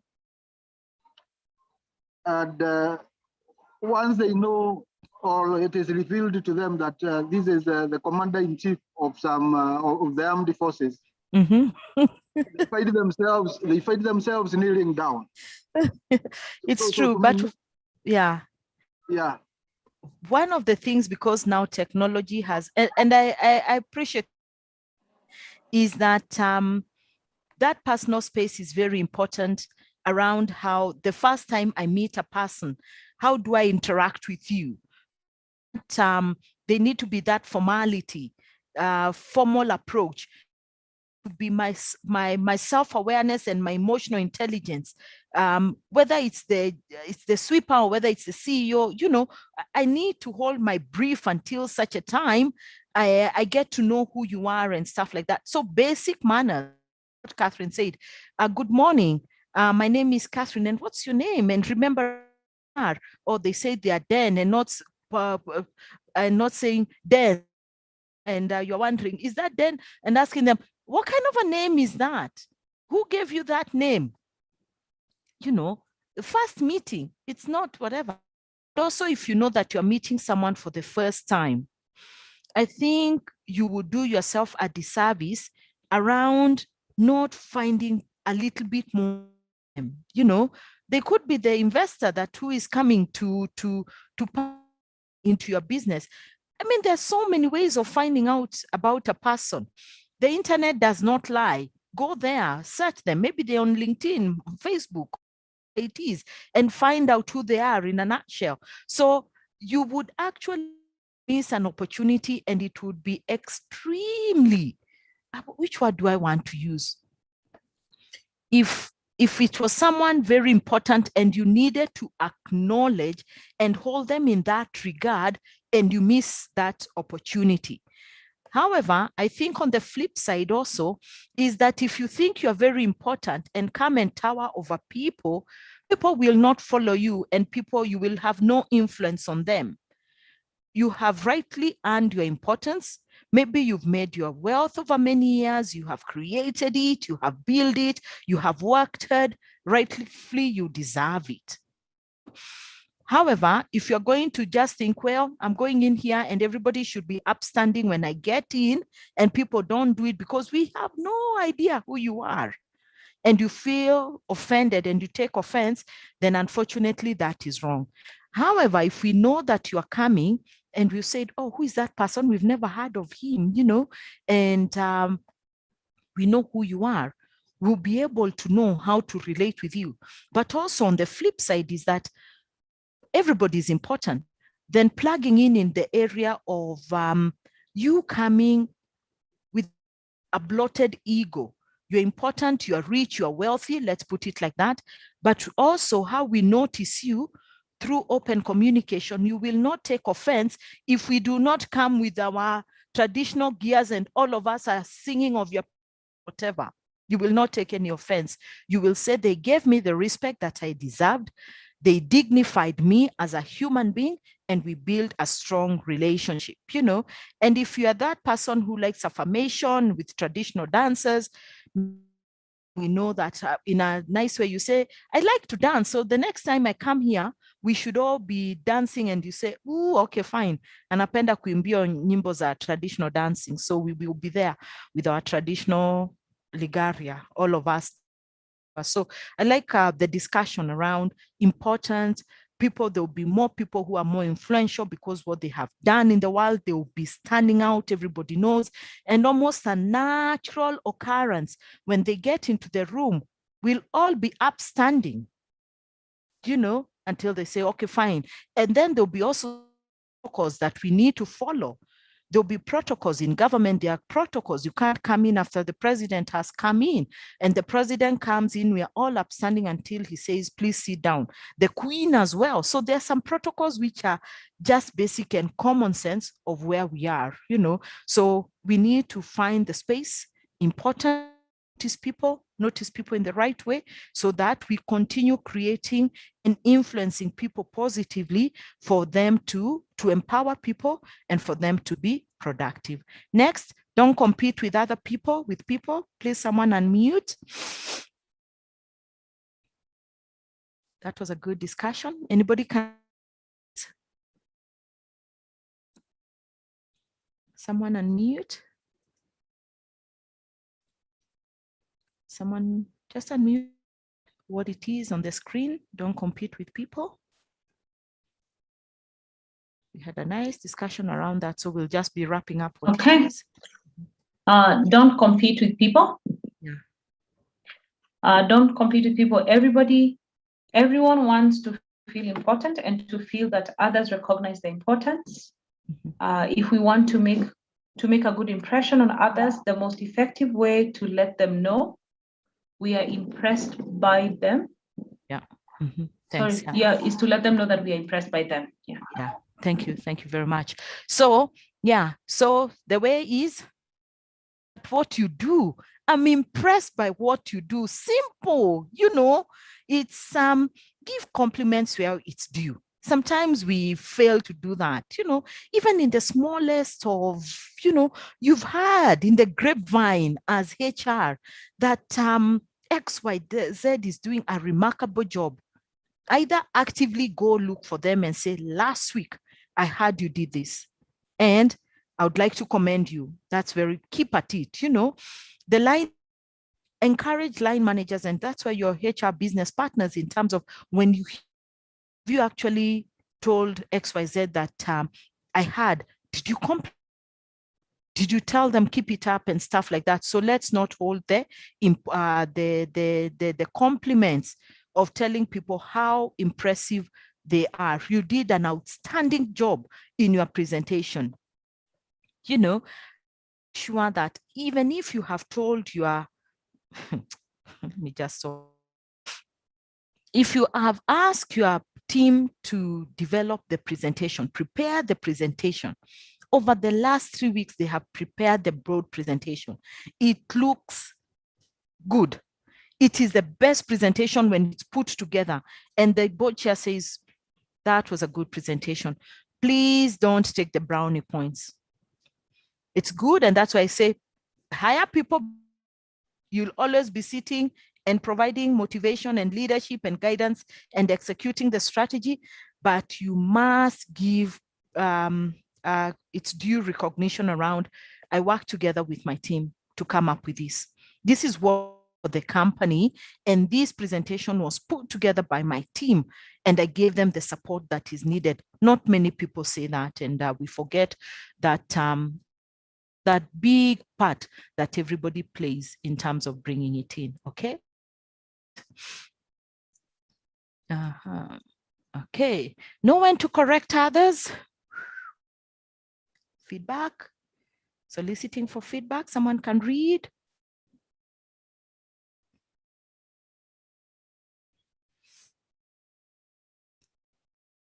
Know when to correct others. Just the way it is, just read. Okay. And yeah, thank you, Helen. Knowing when to correct others. Don't try to win all the little battles if nothing is involved except the other person's ego. Isn't it? Don't try. Don't sweat the self stuff. It's never that. Don't sweat the small stuff. It's never that serious. Choose your battles and choose them well. I think that's what it's wrapping up and saying.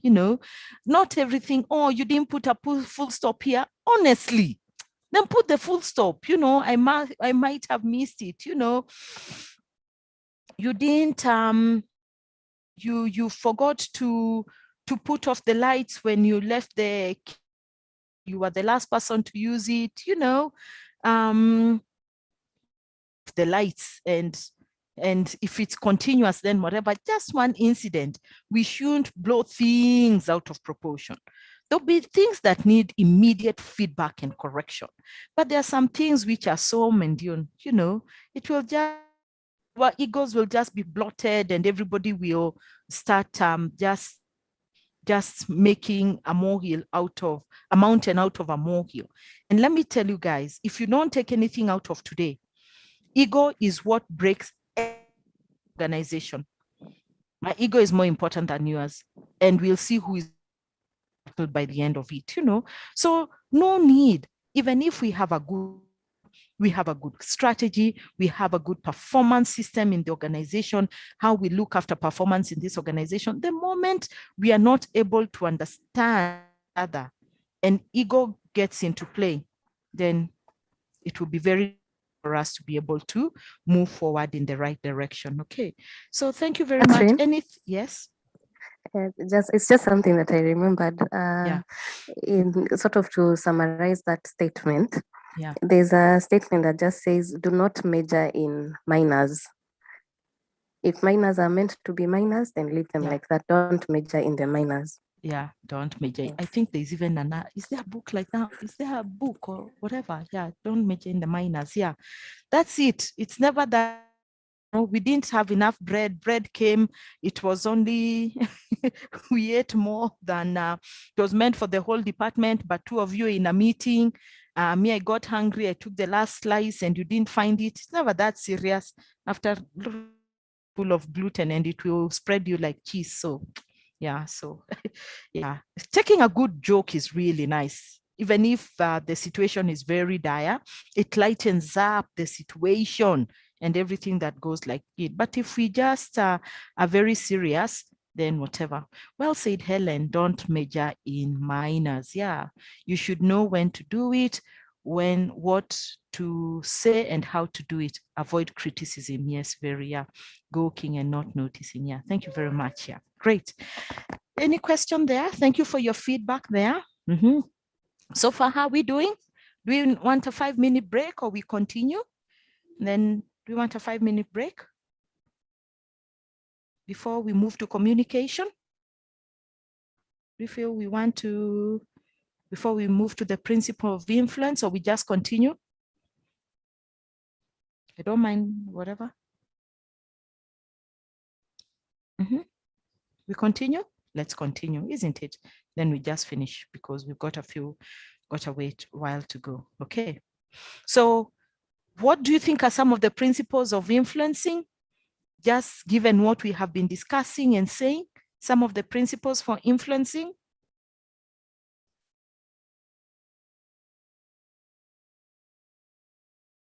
Principles of influencing.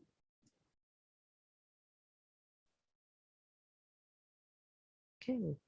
Someone can read for us, and then maybe we just, what we can do is discuss them, and then after that, we just pass through the notes in terms of just summarizing and seeing what it is, because we will have discussed, and maybe also as we discuss, giving an example, something that you have seen at the workplace, what has it worked, what has not worked, or just your own experience around the principles of influence. Yeah.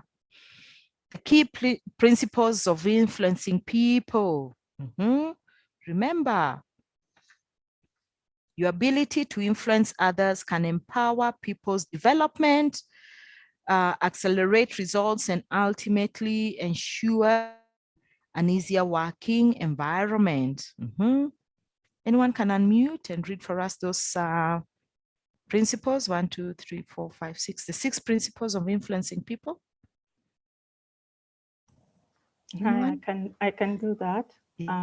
Sorry, my internet is misbehaving, so I'm on and off. That's okay. Commitment and consistency, reciprocation, scarcity, authority, liking, and social proof. Fantastic. Things that we all talk about, things that as leaders, we try and adhere to and try and influence people through these kind of behaviors. And you remember where we talked about why it is important to people.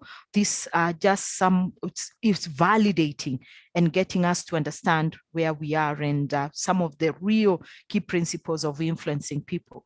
Okay, so anyone can unmute, take one that you can give an example or just take us through. Anyway, turn yourself into the facilitator now. Saying when we put ourselves together, we've got a great team and many years of experience. When we put together all the 30 of us on this webinar, And everybody coming in with their years of experience, they could be hundreds of years of experience right now here. What do we mean by commitment and consistency? Reciprocation, scarcity, authority, like social proof. In your, what's a principle? You know, what's a principle? Principle is a standard that people follow or understand in order to execute. You know, they're the principles of HR. The skills that are required by a HR practitioner, our ethics, our code of ethics, you know, the principles of HR. Just think about the principles of influencing people. Anyone? Unmute. What is liking?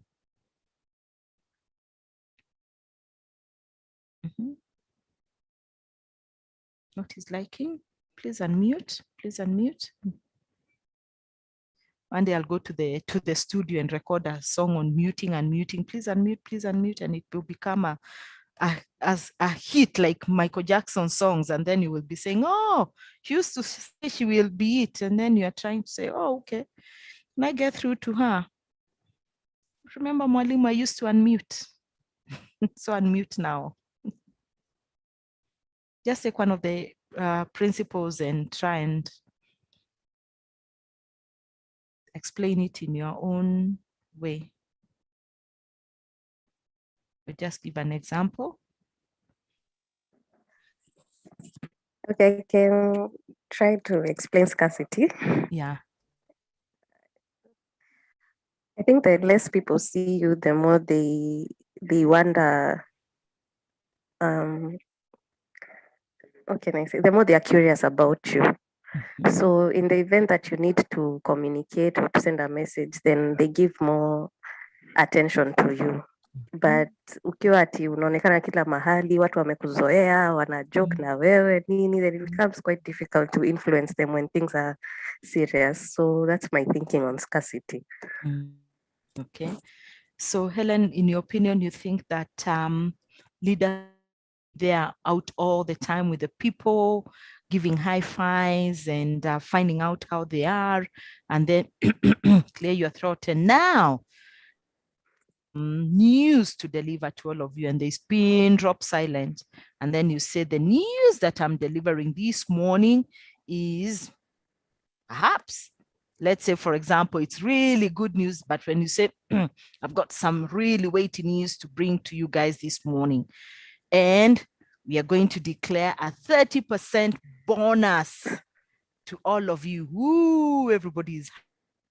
The next time, the weighty news today is that we need 30% of our workforce. Okay, yeah. What's in your opinion? A leader should not be in people's faces all the time? Or anybody else? Reciprocation. I think in reciprocation is doing to others what you'd expect them to do to you. So when you're doing something, you do it knowing that if it was to be done to me, how would I feel? How would I feel if this was to be done to me? How would I feel? Put the other their shoes. Okay. Scarcity, reciprocation. Let's continue. Liking endears you to people, and with liking, they are they say endorphins. You release the hormones that endear, that makes you happy, that reduces stress. So when they see you, they're more receptive to what you're able to talk about, and there's a feeling of wanting to succeed, to go the same journey. All of you, very true. Liking, yeah, I like that. Remember the 99% happiness, where if success together, and as a leader, if you're influencing others, then that leadership position is taken with making sure that success is following you as well. Okay, yeah. Next. Commitment and consistency. I think it's what you believe and how you behave should be consistent with your values so that there's no gap. People should see you for who you are, whether they are seeing it or not seeing it. Be who you are. Yes. Yeah. The said and the unsaid, you know, your body language speaks the same. You know, people are able to say, yeah, this body language is, this is what it's saying. It's very consistent. You keep your word, you set a good example. And at the same time, you're able to be vulnerable as a leader and say that, well, I might not know everything. I'll let my able team run with it, or I'll go back, research, and come back and be able to be authentic enough to be able to influence others. Okay, social proof. Can I share on authority? Yeah. And this is just my understanding. When one is an expert or is seen as to be an expert, in their specific area. So one is highly respected and seen as a subject matter expert. And I can give an example of this. I'll be in different firms, not even meetings in the office and even outside. And we'll be having a discussion. And then when we hit a gridlock, you'll hear somebody saying, why don't we call so-and-so? We just need to find out what their opinion is on this matter. Yeah. Yeah. And it just goes to confirm that really they are they can ride upon, you know. I don't know whether you watch Deal or No Deal, you know. You have one lifeline to call and you say, whom will I call? Whom will I call? I've got this one opportunity, and say, let me call my friend XYZ, and I'm sure they will bail me out because they are really, you know, it's the same that you know that if you call this person, you can rely on them, and they have proved over time beyond any reasonable doubt that do what is correct. You know, social influence of what they have. Okay, great. Yeah. Check on the chat very quickly before. Catherine, I'm not able to see my microphone, so can't participate from your end. Then have you put on the panelist list so that she's able to participate here? Thank you, Jane, for acknowledging some bit of humor there. Appreciate it. Yeah. Great. So commitment. Who will summarize commitment for us, please?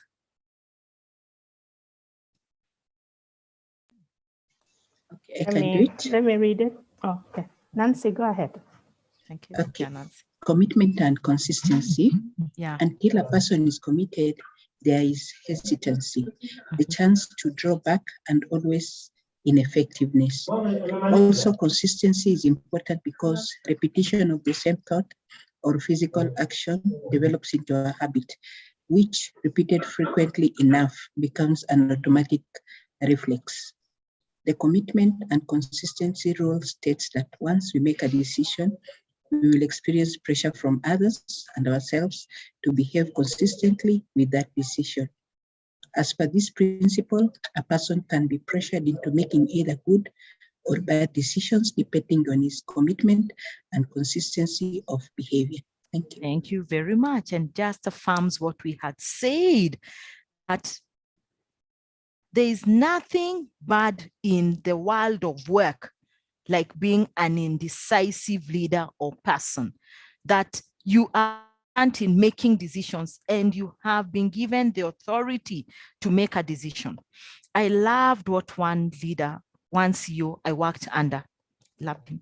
He used to say, let me tell you guys, I'm the leader of the good, the bad, and the ugly. Let's get on. And biting the bullet for us, you know, to the board and saying, bullet, but let's regroup. Let's come back and let's see where we went wrong. And it's the consistency, the ability to make decisions. I love people I love working with people who I'm able to make decisions. But and again, our ability to be able to make decisions emanates from the kind of environment that we have created, and also delegating, empowering through the whole value chain, from the driver being able to make a decision that I will use a different route to get there, because if it's a longer route than 10 kilometers and the fuel is normally looked at so badly in this by the transport manager, you know, in a way that it adds value to the organization, not that he thinks that people are misusing it. And when you say, oh, I took another different route because managed to get here 5 minutes before, and it was very important, making decisions, you know, and consistency and making decisions, it becomes a habit, and a habit becomes a good thing. So as per this principle, the person can be pressurized into making either good or bad decisions depending on his commitment and consistency of behavior. Look at someone like Hitler. Person pressurized in making, he made bad decisions. We know other people who also make bad decisions, leaders who make bad decisions, and the company comes crumbling down, and you wonder, oh my gosh, you know, you think of and it's in the public domain. We can discuss Uchumi, where unfortunately what they used to say is that the stock has been sold, but the stock was still in the warehouse. You know, that led to the collapse of a big brand like Uchumi, and the leaders just were window dressing the figures. Very, very, very, very unfortunate. And it led to people's losing their livelihoods. We must own our decisions. Oh, I love to use that line. It's the one I was looking for. Own your decisions. Own your marks. That's what I tell my children. Own your marks. Own that. If you didn't work hard, you just own it. Don't come pulling your lips and saying, oh, mommy, this is what I brought back home. Just own it, and then let's work around what you can do better. Okay, great. Any example there? Working along a leader who makes bad decisions in a decisive way, or working with a very good leader, how does it feel? Any example there? And making under pressure, good or bad ones. So self-interest, yeah? Okay, great. Reciprocation, someone read us for us?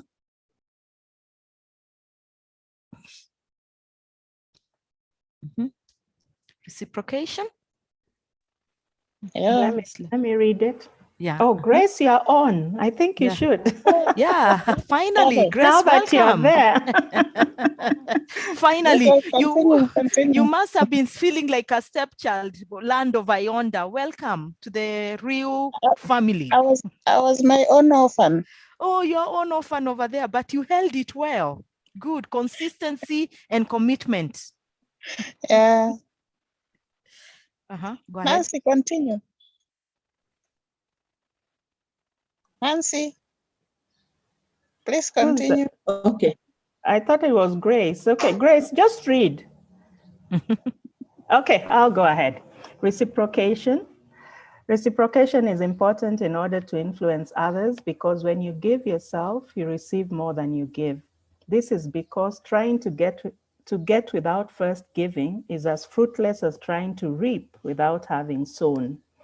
When the requester first presents the other person with an initial favor or initial concession, like I just did with Grace, the requester will have enlisted a powerful ally in the campaign for compliance. People generally succumb to the reciprocity rule and comply with the requester's wish.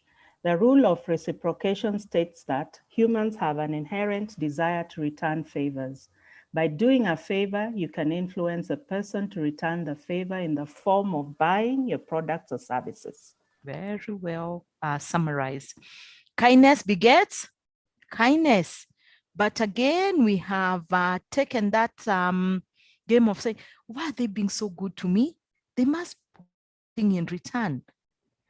The natural way of humans and the way we are built is that we want to return back a favor. Someone such a big favor, couple of years ago, and now I hear that they're in dire need. Let me go and return back the favor, you know, and that is how life revolves around. You reciprocate kindness, and even at the workplace, is that we want to feel that there is a connection, there is collaboration, and it makes sure that I will reciprocate. I will, if you're not there, I will cover for you. You are sick, you're on sick off, I will take your work, I will do it. I do understand you've requested me to do this. So, and it shouldn't just be like because the boss has asked that I'm obliged to do it. It's natural because you have a good working relationship. Very important. Thank you. Someone else? Someone else? Scarcity?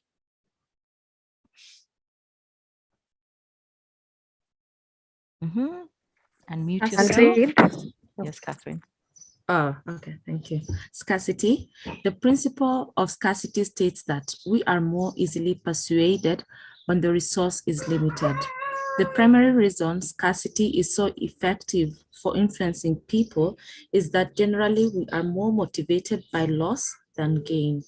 Scarcity implies rarity, high quality, and high demand, all influences that increase our demand for the resource. You can adapt the same scarcity principle in everyday conversations for influencing people. Tell the person there is limited time, a rare opportunity, or high demand because it's popular. Scarcity phrases appeal to both the left and right brain functions because they are verbal and mathematical numbers, left brain, but also contextual and focus on the future, that's the right brain. Yeah, thank you. Oh, Catherine, we are coming for lunch. Can you kill that jogo? Which jogo is this that we cast in the city at what time? Hey, that one is a good one. Make soup, we are coming anyway. Karibuni sana. Great. At high level interviews, there are simulation questions around ability to work in a scarce environment. And I'm sure you have all those questions in terms of what would you do, especially at startup, if it's a startup company or a small SME, how do you use scarce resources? You know, you never know your potential until you are in such a challenging situation in your life. And then you look back and say, how did I weather that? You know, something that really important to you, either you've lost it or it's a challenging moment, and we have all those, you know, and you look back and that's when your strength is really tried. Patience, everything that can as a human being is really tried. And then you know that if you work in a scarce environment, and scarce can also means the competition that we are in with our competitors and the products that they to deliver to the market and stuff like that, really demands that we work under those circumstances, and it makes us really next level very quickly and look at innovation and creativity for us to be able to get there. So once we know that resources is a scarce resource, money is a scarce resource, talent is a scarce resource, what are we doing as a leader to influence those resources for people to be able to move, to influence people so that they can do things along those lines and be able to deliver even that? Leave scarce resources where we used offices long time ago. During my time, some of you never will witness that, never will know that. And we had to print our own forms, let's say an abstract form to go to the police and say, please fill it for me and whatever, because it's there. They don't have photocopy services. And just because then someone was not doing the right thing, maybe money was CapEx or OpEx was not being utilized well. And then it demotivates people instead of motivating people. Generally we are more motivated by loss than, but if it's loss that is punishing us, then there's no motivation. If anything, we become so angry to the people coming to seek for services. We thought the ones who have led us into this situation. You get what I mean? Compared to knowing, indeed, because of the competition that is out there, we need to look at what can we do better? Where is our agility? Where is our creativeness? Where is the design thinking that is coming into place in terms of where we are? Okay, so let scarcity be one of the key pillars, even as you influence your people without putting them undue pressure and not availing things that should be availed. Okay, yeah, great. Please feel free to chime in and give an example as well. Authority, let's move a bit faster now. Let's move a bit faster. Authority. I can read that. Yes. Okay, authority plays a major role in influencing people. However, you should remember that you don't have to hold a position in order to be a leader. The principle of authority states that we are more easily persuaded by those with authority then as there are symbols of authority you can use to increase your authority and influential power. The three typical symbols of authority are title, clothing, and perceivable wealth. Yes, title can be the occupation prefix like doctor and professor. The second symbol of authority is clothing, which consists of all the clothing a person wears. Lastly, perceivable wealth can consist of the respective person's house, jewelry, business, and any other wealth the person being influenced can see. Very true. Thank you. Very well read. So unpack this for us, someone. Symbols of authority. Very true. It's what Dan was saying, that you need to know who I am. I'm Professor so and so. I'm Dr. so and so.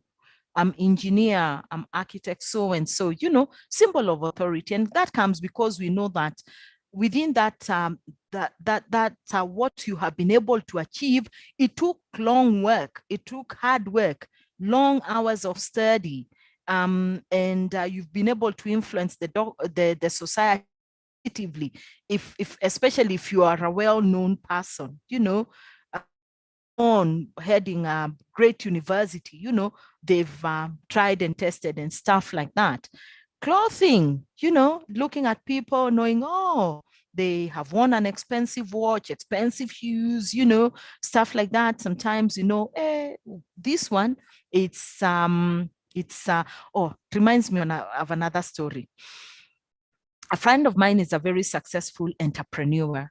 So one day he was he was going back home, and he was actually speeding on the southern, I don't know what bypass, and police flagged him. So he had this small little car, let's call it a Probox. No offense for Probox drivers. And he was flagged down. He had left his big Range Rover at home. True story. Then the police said, Songa, come out and stuff like that. And then he's just thinking, okay, fine, no problem. I'm speeding, officer, I'm going wherever I'm going home and stuff like that. It's been a hard day. I don't want to be caught in this dark road and stuff like that. And the officer said, those ones of sasa ulikuwa na speed ukienda, I'll give you a ticket or bribe or whatever it is. And then akasema sina pesa. Ofisa akamwambia, mtu amevaa kiatu kama hii na saa kama hii, unaweza sema una pesa? Really good shoe, a good designer watch. And it's a true story anyway. He's wealthy and he's done well for himself. So it just goes to show your first impression. People will always, when you tell them where you live, the side of town, they, and sometimes people take advantage of you. But how do we use it to positively influence and to remain humble in our success. That is what we should always think of. You know, I'm successful in my own right. I have worked hard, no doubt about it. That's fine. We appreciate that. But also, how do we influence people positively for people to be able to follow us and make sure that people are moving in the right direction? So remaining humble, that is now the big thing in the world. Ability to remain humble in your success, but people really are feeling important, the ego coming into place, and us losing their opportunity to influence people because of the authority and the clout that it carries with us. Someone else would like to give an example, maybe at their place or just in the society. People who they think that they misuse their authority and power because of who they are, because of their title, or because of their perceived wealth, which again, maybe they've done it, they've earned it. And when they enter the room, they're thinking, you guys don't know who I am. I can buy the whole restaurant. And guys. Hello. Hi. Let me just share from where I work. Yeah. Misuse of authority normally comes, especially with the politicians, where you find, for example, a governor just instructing that you do this in the payroll, you do that, and then at the end of the day, the whole blame remains on you. But you can find that he tells you, go and bring somebody in the payroll, introduce somebody in the payroll. Then when things go wrong, then he starts blaming that. I didn't say that you do that. I said that you do this. So with the politicians, it's somehow tricky because there are people that change like chameleons. They say this, but they mean the other way around. So if you don't like be keen to what they are instructing you to do, then you'll find yourself in a hot soup. So politicians normally misuse their powers to intimidate actually the subordinates, those that are below them. Yeah, and they forget that we are the ones who put them there. So they manipulate and coerce us to not correct. And because we're intimidated, we want to hold our jobs, we do it. And then they come and they say, no, this is not what I said. After all, we've saying that they were misquoted. This is not what I meant to say, but they said already. You know, yeah. So that political class, we should watch them very, very, very carefully. And how do we influence our electorate, me and you, when we are having those discussions very candidly and say, let's make sure that if we do that at the family level, we've all understood at the family level, each family is discussing, then I think we have an opportunity to make better choices going ahead. But anyway, misuse whatever. And it's because of the bad culture that we have created around the political class that continues to influence us very badly. Liking before we go to social proof. Thank you, Grace, for that input and liking.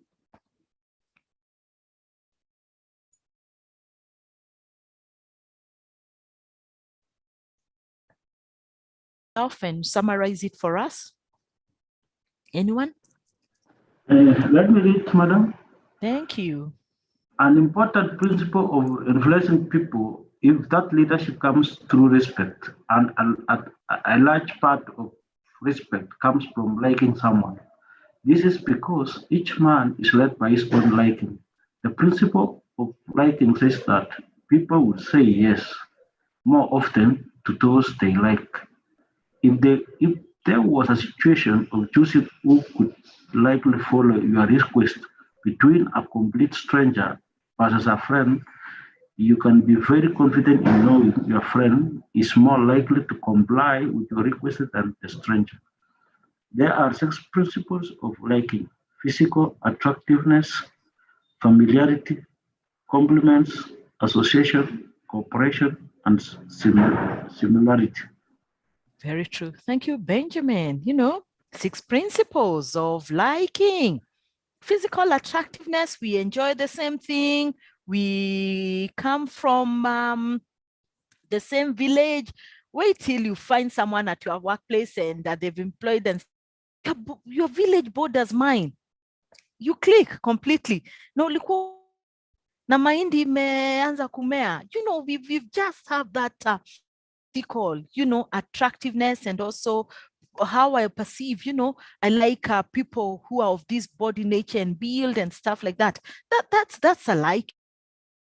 Familiarity, we can all get together and complements, association, cooperation, and similarities. Okay. Any example there, especially drawn towards the workplace?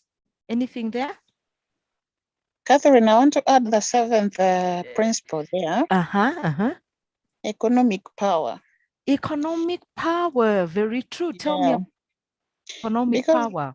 When people know that you are economically you are well, then they'll tend to like you more.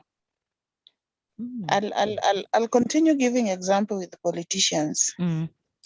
When, for example, the MCAs, by the time they are seeking for our votes, they have their monies, little monies that they have acquired outside there. They'll use that money to influence us, and then we end up choosing the wrong person and leaving the correct or rightful candidate for the position. And then at the time that now he'll be working, he'll work so hard to regain back his money, and the agendas are not met. So people still lag behind in terms of development. So the economic power of a person makes the liking on the side of people seeing the money that you have, so that they can like you, but they will not see the ability that you're going to perform. It's true. Yes. Money continues to be there's a saying, I have to look for it and come with it tomorrow. Money continues to be the weakest way of defining how things should be done. Very unfortunate. I'll come with it tomorrow. It's very well put around money that it can be important. However, it's the distractor of everything anyway, even in the good book for the Christians, and all religions are important. And really looking at money. Money is the love of money. Let's put it like that, is the root of all evil. Money is good, but it's the love of it, and people influencing, and of course, it makes majority and the minority of the people, the minority have more money than the majority. And look what happens, the influence in the world and things like that. So we need to be very careful around. But of course, people like each other. And if we like others because of money, they can do, and associating, then we start losing the plot. But the reality, it is what it is. Yeah. Social proof. Social proof. I will read. Proof. Yes, thank you. Social proof. You should remember that men are like sheep, of which a flock is more easily driven than a single one. The 6th principle of influence, social proof, states that people look at others and follow what they are doing. Hence, in order to influence people, it is better to create an impression and influence a mass of people to follow you, which leads to the other people to follow you automatically. Great, thank you. We are like sheep being led. But we are social beings and we like being together. I don't want to feel isolated. You remember where Grace was over there, and now she's here feeling that she's gotten to where she should be, and that's where it is. We need to feel part of the bigger team, and that's where even at our workplaces, how are we actualizing our diversity and inclusion programs? What are we doing to make sure that they are strong and people being included? So that will continue being there. And the person who now comes and says, I am the leader, must understand that the ability to influence others as beings, their influence needs to be positive. You can't follow people like the ones I see, Crazy Devotion on, there's another TV program called, what is it called? Deadly Devotion. You must look for it. I think it's all over on social media and stuff. You look at people who have actually had an influence on people. They take a whole city and a whole little village and influence them, and they all live lives which are unbelievable. And you wonder, where are your minds? And these are people who have gone to school, and the influence that they have had on them extremely bad. They go and do crazy things like they say Jesus is coming tomorrow, and they all kill each other and stuff like that. And these are real stories. I mean, even as recent as they are. So it's important for us, even as we follow our leaders as social beings being put together, that we can still call the leader out in a crowd and say, no, we don't think this is good. So social proof will continue being there. Any question there? Principles? Yeah. And I want to say that it is good you've chosen a best example of we are sheep. Mm-hmm. When you go to the village and then maybe you are releasing your sheep from where they are kept, mm-hmm. Yeah. And then you put a hurdle. The first sheep will jump. When you withdraw the hurdle, the others will continue jumping because they saw the other one jumped. Yeah. So they'll just continue jumping till the last one. Yeah. So even us as human beings, sometimes we follow people blindly. We don't see what wrong, maybe how wrong they are leading us. There's this church that said that you used an example of Jesus is coming, and then they said that everybody should sell whatever you have so that you can inherit the kingdom of God. Yeah. And some of them sold everything and then dug a very big deep hole and went into that hole. And some of their followers actually followed what they said. And up to date, we are still enjoying this life that God is giving us. Exactly. Fools. I call them fools, because even in the book of, it sounds so bad calling people fools. Because even the book says that ask for wisdom and wisdom shall be given to you. So it's have influence, social influence. When someone said, one of us said here around influence positively. And even if you are a leader who has influence and charisma and presence, you can't just lead us and we are following you, marching. We should be able to stop and say, where are you? We also know the strategy. We understand our tasks and responsibilities.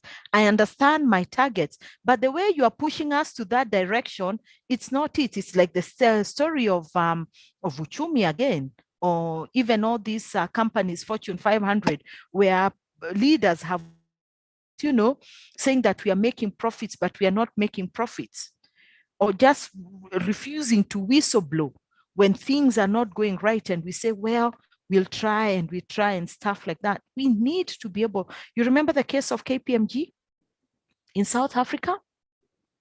KPMG had a big with auditing and hiding audits of big companies, and they were called out and they suffered a brand image. They had a dent on their image. You know, the big five audit firms, it shouldn't get there. We should be able to stay in the straight and narrow way. Okay. Any question? Any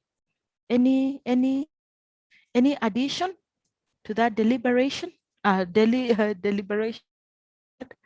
Very good ones. Okay, so let's quickly look at the strategies of influencing people, and then we can stop at communication and influence, and then call it a day, and then we begin again tomorrow. I'm cognizant of the time. So someone who has not read for us and I can run away with strategies of influencing people.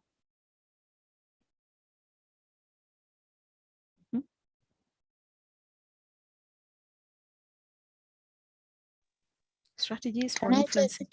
Yes, please do. We have strategies around five strategies of influencing people. Number one being say less than necessary. When trying to impress people with words, the more you say, the more common you appear, and the less in control. Then number two, we have guard your reputation. Reputation is the cornerstone of influence, and through reputation, you can intimidate and win. And we have always capture attention, stand out and be conspicuous at all costs. Make yourself a magnet of attention by appearing larger, more colorful, and more mysterious. Number four, being make other people come to you. When you make the other person come to you, you are the one in control, and then win through actions and not arguments. It is much more influential to get others to agree with you through your actions. Without saying a word, demonstrate, do not explicate. Okay, great. Thank you, Grace. Very well put. The 5 strategies people. Anyone who would like to give an example? Say less than necessary. Unnecessary. I love people who are able to keep their plans in check without telling people what they are doing until they are ready to unveil them. You know, I think work hard in your silent scenes. You know, that doesn't mean that you are not communicating what needs to be communicated. You're actually communicating. You're just communicating enough. You're not spilling the beans. The more you say, the more common you appear. Commoners, and we call common citizens. Can you imagine them? These political. Oh my gosh, they call us common citizens. Did we ever become common? And we agreed to it. The common citizen, as if they are not part of us. Anyway, so that's neither here, neither there, but they've labeled us even. Say less than necessary, even at the workplace, do what needs to be done, communicate effectively within that, guard your reputation, ever emphasize that, your integrity, who you are, you stand for yourself, commitment, and consistency. We've already said there. Always capture attention, stand out, be a person of charisma. I don't know what it means by appearing colorful. Colorful doesn't mean that you dress like a clown, but you are dressed for the occasion. If it means that you need to be in a suit and tie for that occasion, you are dressed appropriately. When you're coming for the company end of year party and the theme is Worldwide West, you are coming dressed appropriately within that theme. Nothing disappoints a host. And hosts is the environment that you work in if you don't come dressed appropriately for the business. Even when we say that, how about us coming together and collaborating and saying, today we will put our branded polo shirts, you know, and come with that because then we want to feel that we are together.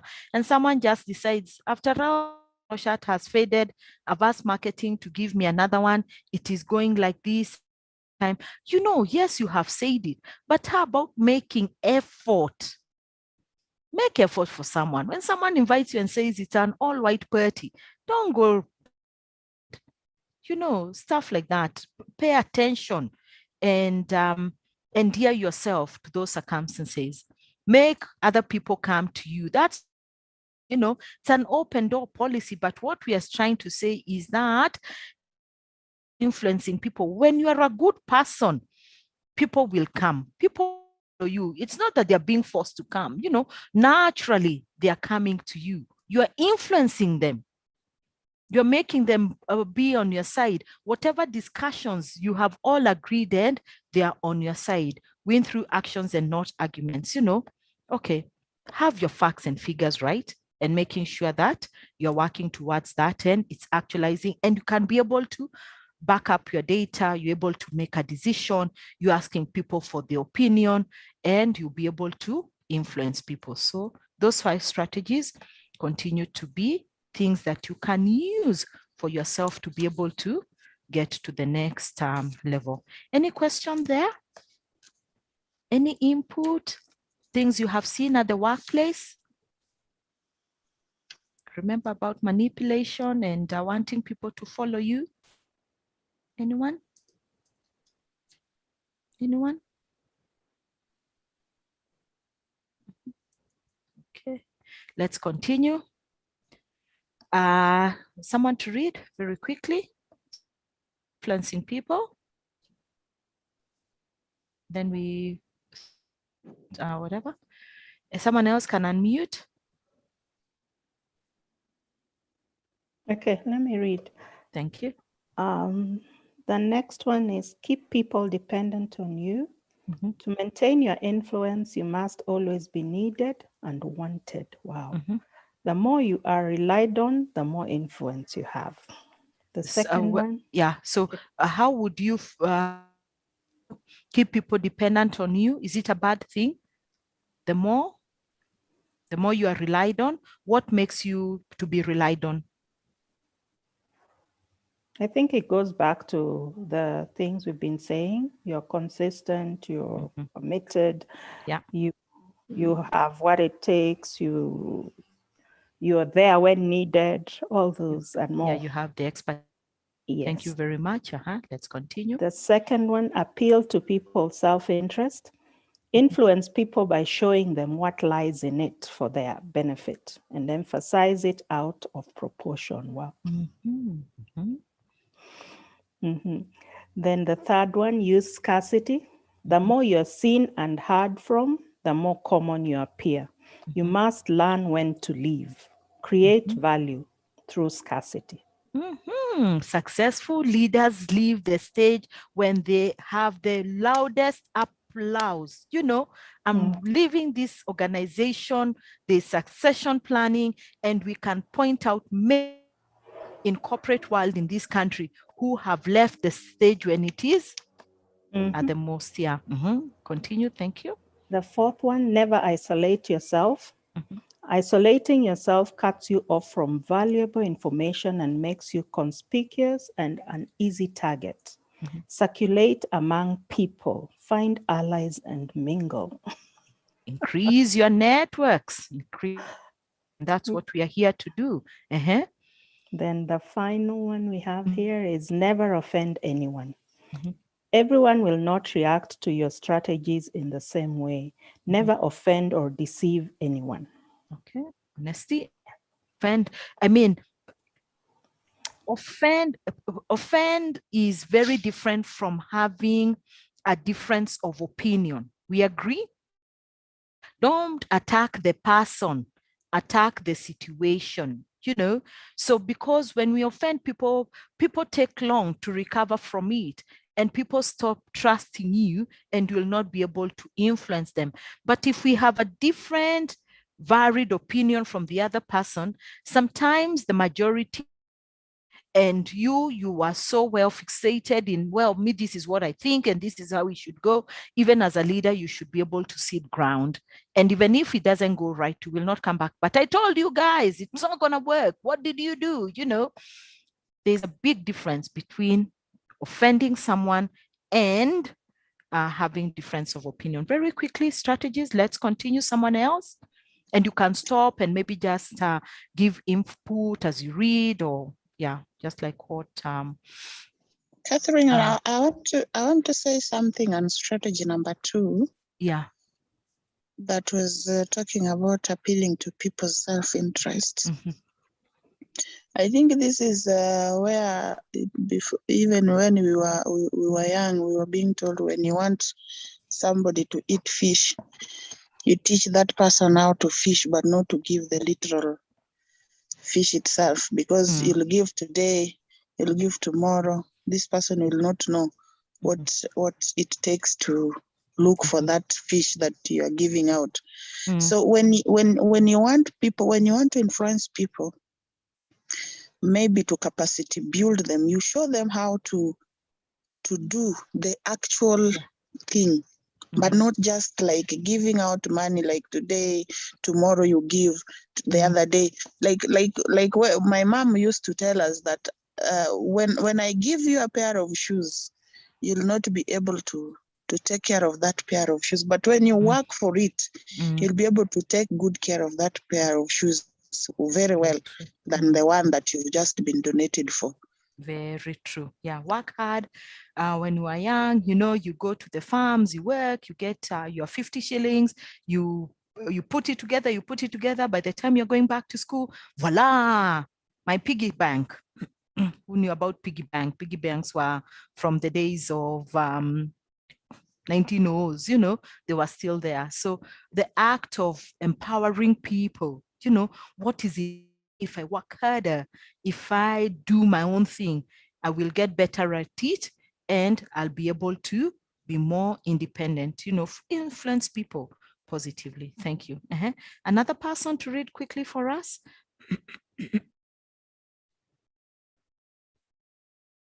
Just the way they are. We have 3 more slides to go. Yeah. Someone who's not read today? Someone? Yeah, go ahead. Hello, we can hear you. Strategies of influencing people. Well, the first one is use the surrender tactic. When you are weaker, never fight for honor's sake. Choose surrender instead. 2, concentrate your forces. Conserve your forces and energies by keeping them concentrated at their strongest point. Recreate yourself. Recreate yourself by forging a new identity, one that commands attention and never bores the audience. Be the master of your own image. 4, use people's need to believe. People have an overwhelming desire to believe. Become the focal point of such desire by offering them a cause, a new faith to follow. 5, keep your hands clean. You must seem an ideal role model on severity and efficiency. Very true. Thank you. So if this really summarizes some of the strategies in the 48 laws of power, when do I choose to surrender as a leader? People that I'm not winning here. I'm not weak, but I'm not winning here. But how do I make sure that people still can believe, even if this is not working? Can we regroup and re-strategize, and looking at my strongest point in my team to make sure that we are having that connection?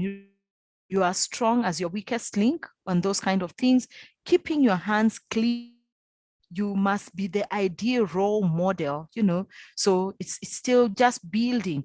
in your own self-image. This one really looking at your own self and making sure that you are adhering and you are looking into how to influence people from your own perspective and how people look at you and being able to forge forward. More strategies, the last two ones, someone unmute and feel free to throw in once in a while as you read. Enter action with boldness. Unmute yourself. Anyone can unmute. I'll read. Hello. Yeah, we can hear you. I'll read. Yeah. We are still on strategies of influencing people. Enter action with boldness. Enter any action with boldness. Everyone admires the bold. No one honors the timid. I think politicians does this very well. Whether they know their failures, they still enter action with a lot of boldness. Boldness is true. Then number 2, plan till the end. By planning to the end, you will not be overwhelmed by circumstances and you will know when to stop. I think this one also, the very best and immediate examples is with our families. When you don't plan yourself and things very well, then you'll be overwhelmed by some circumstances, especially those who are supporting others. Maybe you have orphans that you are supporting through the education, then you need to plan so that you cannot be overwhelmed. Then even at workplace. Then the third one is make your accomplishments seem effortless. Your actions must seem natural and executed within ease. You don't live beyond your means. I think that is what it can mean also to me. Then control the options. Give people options that come out in your favor, whichever one they choose. Yeah, that is self-explanatory. Then play to people's fantasies. Never appeal to truth and reality, but tap into the fantasies of the masses. People love to live a fantasy life, let me tell you. If you take people, you remember if you did a set book called Kusadikika Utopia over there, but bring them to the reality. It means just that we can fantasize this world of real profiteering organization that we should be. Everybody come and work for us. Great brand, make sure that you appeal into people's emotions and make sure that they are really seeing it, but we also at the same time making sure that they are working towards it. Becomes much easier, they're a bit more motivated. Your actions must seem natural and executed with ease. The only way you will be able to do if you look into the functions of management, controlling, planning, prioritizing, commanding, the functions of management, it will make it easier for you to seem effortless, but you have taken a lot of work in the background to bring everything to completion. So, and people think, oh, you do it effortlessly. It's because I have mastered my trade. If I'm a recruiter, strategies for recruiting, I know what the best practices in the market. I know where to headhunt for my people, and it's effortless, and I'm keeping abreast of what's happening. But in the background, what we keep on saying is that everybody loves to eat the cake, but they don't want to be seen to be in the kitchen putting in the ingredients together. So that's how you're putting the ingredients together. You've mastered it, and then you're presenting the cake in front of people. Please feel free to chime in and contribute as we go along. Yeah, the last strategy, no, the second last one. Let's quickly read in the interest of time. Strategies for influencing people. Someone who has not read, maybe just summarize it as you go ahead. Robert, you've been very quiet. I haven't heard you unmute yourself today. You know me, I'll always speak. Someone? Very quickly. Let me read for the sake of time. Yeah. Then the other batch of strategies of influencing people is discover each man's weakness. Everyone has a weakness, and you can turn this weakness to your advantage. And then I think that is where the SWOT analysis comes in, because you need to turn somebody's weakness to be your actually your strength. Yes. And then number 2, create your image through attire. The way you carry yourself will often determine how influential you are and how you are treated. This one, I think, talks about me so much. Where I work, I normally love to fight for other people, and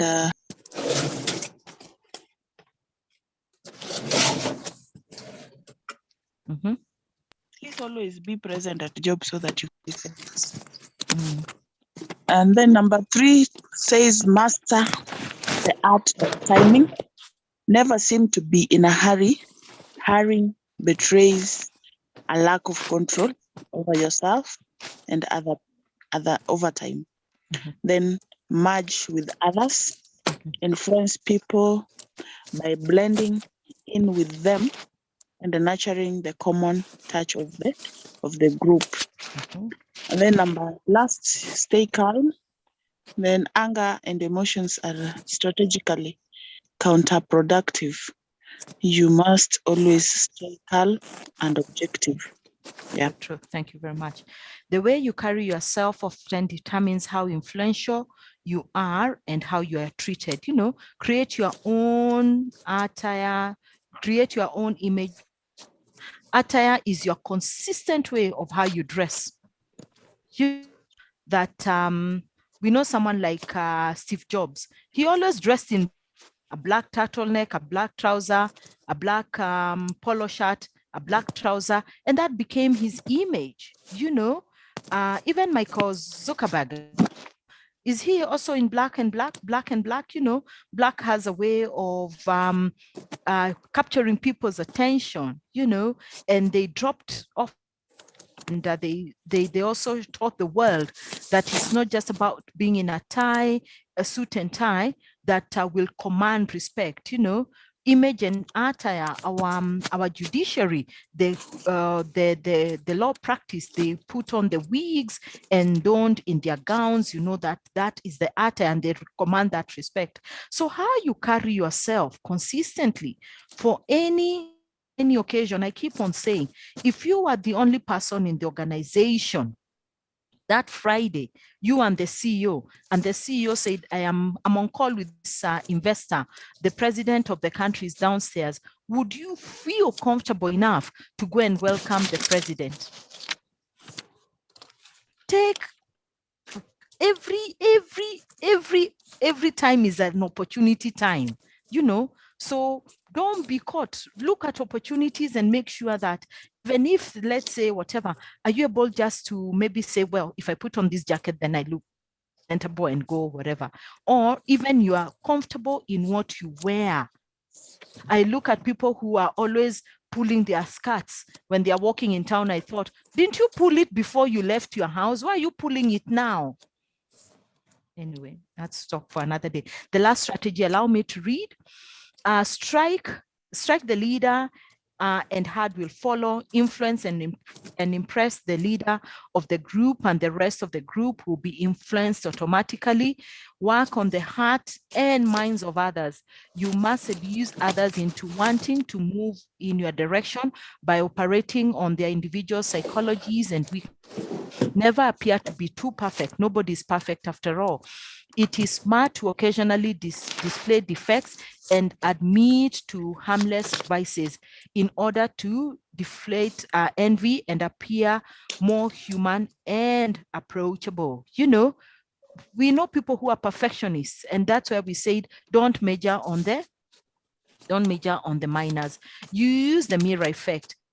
Influence people by using the mirror effect, by holding up the mirror to their psyches. You can seduce them with illusions that you share their values. And finally, reform slowly. People are creatures of habit. Make gentle improvements slowly.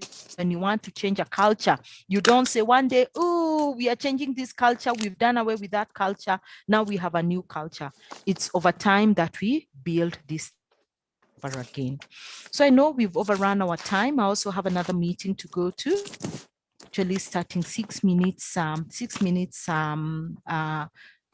the hour. I would like us to wrap it up here today, and I would like to get any questions, what you've taken home today. Was it exciting? Was it helpful for you? Feel free to just, let's go back and yeah, meeting deadlines.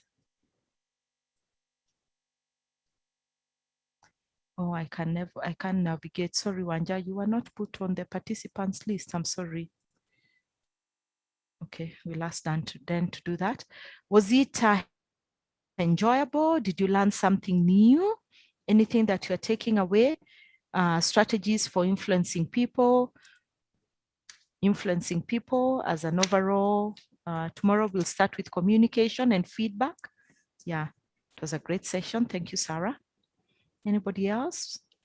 Unmute and say, what have you taken away? Because tomorrow then I will ask us to do a recap. What is the one strategy of influencing people maybe that you have taken? Thank you, Jane. One thing that to work on this afternoon.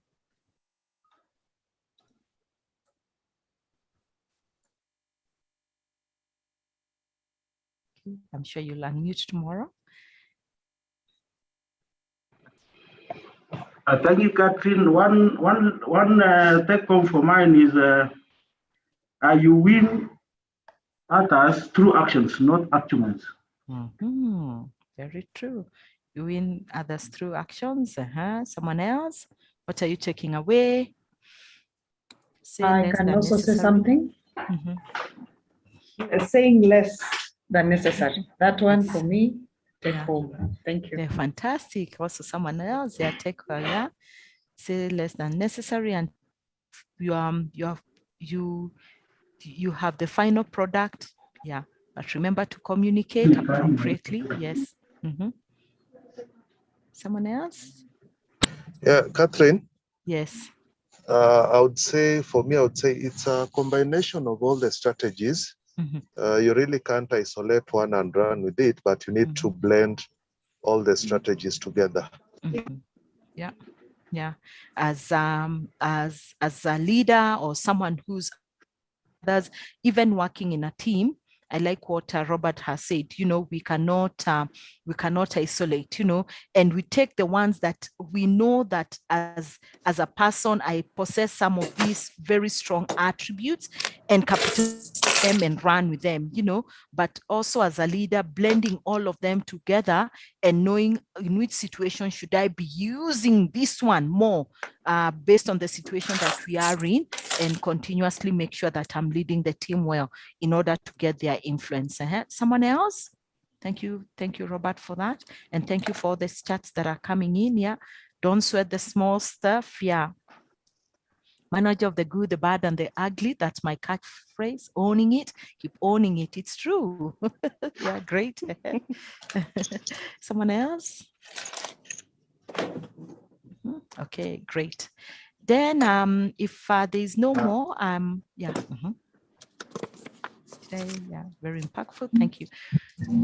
No more feedback. I hope to see you guys tomorrow, and with the discussions as we wrap up the discussion on influencing. Tomorrow we'll focus on communication and how to give feedback. And it's things that we all know, but just bringing in our industry practice, experiences, so that we can learn and share from each other.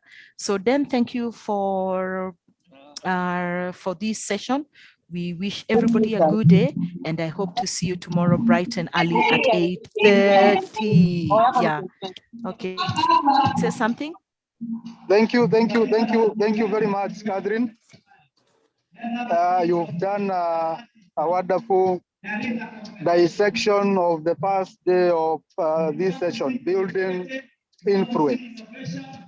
I hope that by the end of the training, our participants would go out there and become thoroughly influential people at the workplace by ensuring that they treat people right and they make people feel important, and they also notice people.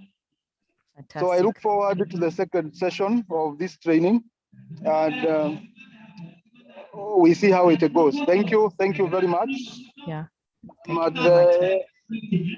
at the annual HR Congress. Oh, are you now? No, in the background, what is happening? People are doing some activities. Oh, okay, great. Please go back to that activity. Then Yes. you need to balance everything, and please also take home away from us. And I'm sure it was also a great learning lesson there. We are all the community of practice, and we continue influencing each other at our different spheres, and whether it's through training, seminars, or at our workplaces. I wish you a very lovely afternoon and hope to see you tomorrow. Have a blessed time. Take care. Unmute and say bye. Bye. See you guys tomorrow. Bye. Bye. Bye. Bye. Friends. Bye, everyone.